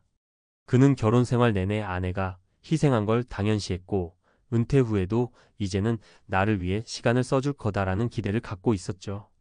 하지만 아내는 그 기대와는 정반대의 삶을 원했던 겁니다. 결국 두 사람은 합의 이혼을 선택했습니다. 박 씨는 지금 혼자 지내면서 내가 진짜 가족을 위해 산 게 맞았나? 라는 질문을 매일 스스로에게 던진다고 합니다. 5. 경제 문제도 결정적인 요인. 관계의 문제만이 아닙니다. 은퇴 후 수입 구조가 바뀌면서 경제적 갈등이 심화되는 경우도 많습니다. 특히 남편이 퇴직금을 사업에 투자하거나 은퇴 자금을 제대로 관리하지 못해 손실을 보는 순간 아내 입장에서는 더 이상 신뢰할 수 없는 상대가 됩니다. 평생 벌어온 돈을 이렇게 허무하게 날려버리는구나라는 실망감이 곧 분노와 이혼 요구로 이어지기도 하죠. 6. 현실 사례 퇴직금 5억을 날린 이 씨의 이야기. 이 씨 62세는 은퇴 후 지인의 권유로 작은 프랜차이즈 가게를 시작했습니다. 하지만 경험도 없고 경기도 불황이 겹치면서 2년 만에 가게 문을 닫게 됐습니다. 그 과정에서 퇴직금 5억은 사실상 전부 사라졌죠. 아내는 크게 충격을 받았습니다. 내가 그동안 기다려온 건 안정된 노후였지 다시 불안한 삶이 아니었어. 결국 아내는 이혼을 요구했고 이 씨는 은퇴와 동시에 가족과도 멀어지는 아픔을 겪었습니다. 7. 전문가 인사이트. 은퇴 전 반드시 필요한 준비. 심리학자와 가정상담가들은 입을 모아 말합니다. 은퇴 준비는 단순히 돈을 모으는 것에 국한되지 않는다고요. 관계 준비, 생활 패턴 준비, 심리적 독립성까지 모두 포함돼야 한다는 겁니다. 첫째, 부부간 대화가 필수입니다. 은퇴 후 우리는 어떻게 살고 싶은가? 를 미리 나누고 합의하는 과정이 있어야 합니다. 남편은 늘 함께하고 싶을 수 있지만 아내는 오히려 자기 시간을 원할 수도 있습니다. 이 차이를 조율하지 않으면 충돌이 불가피합니다. 둘째, 경제적 계획이 구체적이어야 합니다. 막연히 연금 나오니까 괜찮겠지라는 생각보다는 매달 고정 지출과 여가비, 의료비를 따져보고 은퇴 자금이 몇 년이나 버틸 수 있을지를 점검해야 합니다. 셋째, 개인적인 삶의 영역을 마련해야 합니다. 남편도 아내도 각자만의 취미와 사회적 관계망을 유지할 필요가 있습니다. 그래야 서로 얽매이지 않고 건강한 거리를 두며 살 수 있습니다. 8. 공감과 교훈. 은퇴 첫날 이혼 서류를 받는 이야기는 누구에게나 충격적인 결말일 겁니다. 하지만 그 이면을 들여다보면 단지 하루아침에 벌어진 사건이 아닙니다. 수십 년간 쌓인 삶의 방식, 말하지 못한 감정, 준비되지 않은 은퇴가 한꺼번에 드러난 결과일 뿐입니다. 혹시 지금 은퇴를 앞두고 있거나 이미 은퇴 후의 삶을 살고 계신 분이라면 이 질문을 스스로에게 던져보면 좋겠습니다. 나는 정말 가족과 대화하고 있나? 아내 남편의 삶을 존중하고 있나? 경제적 준비는 단순한 돈 계산을 넘어 서로의 안정을 보장할 만큼 구체적인가? 은퇴 후의 삶은 단순히 더 이상 일하지 않는 삶이 아닙니다. 오히려 관계와 정체성, 경제적 기반을 다시 세워야 하는 새로운 인생의 시작입니다. 그 준비가 되어 있지 않다면 37년간의 헌신이 하루아침에 무너질 수도 있습니다. 은퇴 후 이혼 위기를 피하려면 전문가가 말하는 실전 가이드. 1. 은퇴 전 대화는 선택이 아니라 필수. 많은 부부가 은퇴를 앞두고도 서로의 생각을 나누지 않습니다. 퇴직하면 여행 다니겠지, 이제 집에서 같이 밥 먹겠지 하고 막연히 상상만 하죠. 하지만 현실은 다릅니다. 전문가들은 은퇴 5년 전부터 최소 월 1회 이상 부부 대화 시간을 갖는 것을 권합니다. 단순한 일상 대화가 아니라 이런 질문들을 솔직하게 던져야 합니다. 당신은 은퇴 후 하루 일과를 어떻게 보내고 싶어? 내가 집에 계속 있으면 불편하지 않을까? 우리 둘이 함께하고 싶은 활동은 뭐가 있을까? 각자만의 시간을 어떻게 보장해 줄 수 있을까? 실제 상담 사례를 보면 이런 대화만으로도 은퇴 후 이혼 확률이 크게 줄어듭니다. 한국가정법률상담소 조사에서도 대화를 자주 나누는 부부일수록 황혼 이혼 비율이 30% 이상 낮게 나타났다는 결과가 있었습니다. 2. 경제적 준비는 수치로 확인해야 한다. 은퇴 후 부부 갈등의 절반 이상은 경제 문제에서 시작됩니다. 남편은 연금 나오니까 충분하다고 생각하는 반면 아내는 앞으로 의료비, 손주 돌봄 비용, 생활비를 감당할 수 있겠나? 라는 불안을 크게 느낍니다. 전문가들이 제시하는 기준은 간단합니다. 부부 기준 월 최소 생활비 250만 원, 300만 원 식비, 관리비, 교통비, 통신비, 기본적인 생활 유지 비용. 여가 및 여행비 월 50만 원, 100만 원 소소한 취미생활, 국내외 여행 등. 의료비 및 예비비 월 50만 원 이상, 나이가 들수록 예상치 못한 병원비가 급증. 즉, 은퇴 후 안정적으로 살아가려면 월 최소 350만 원 이상이 꾸준히 확보되어야 합니다. 이를 연간으로 환산하면 약 4,200만 원이고 30년 은퇴 생활을 가정하면 총 12억 원 이상이 필요하다는 계산이 나옵니다.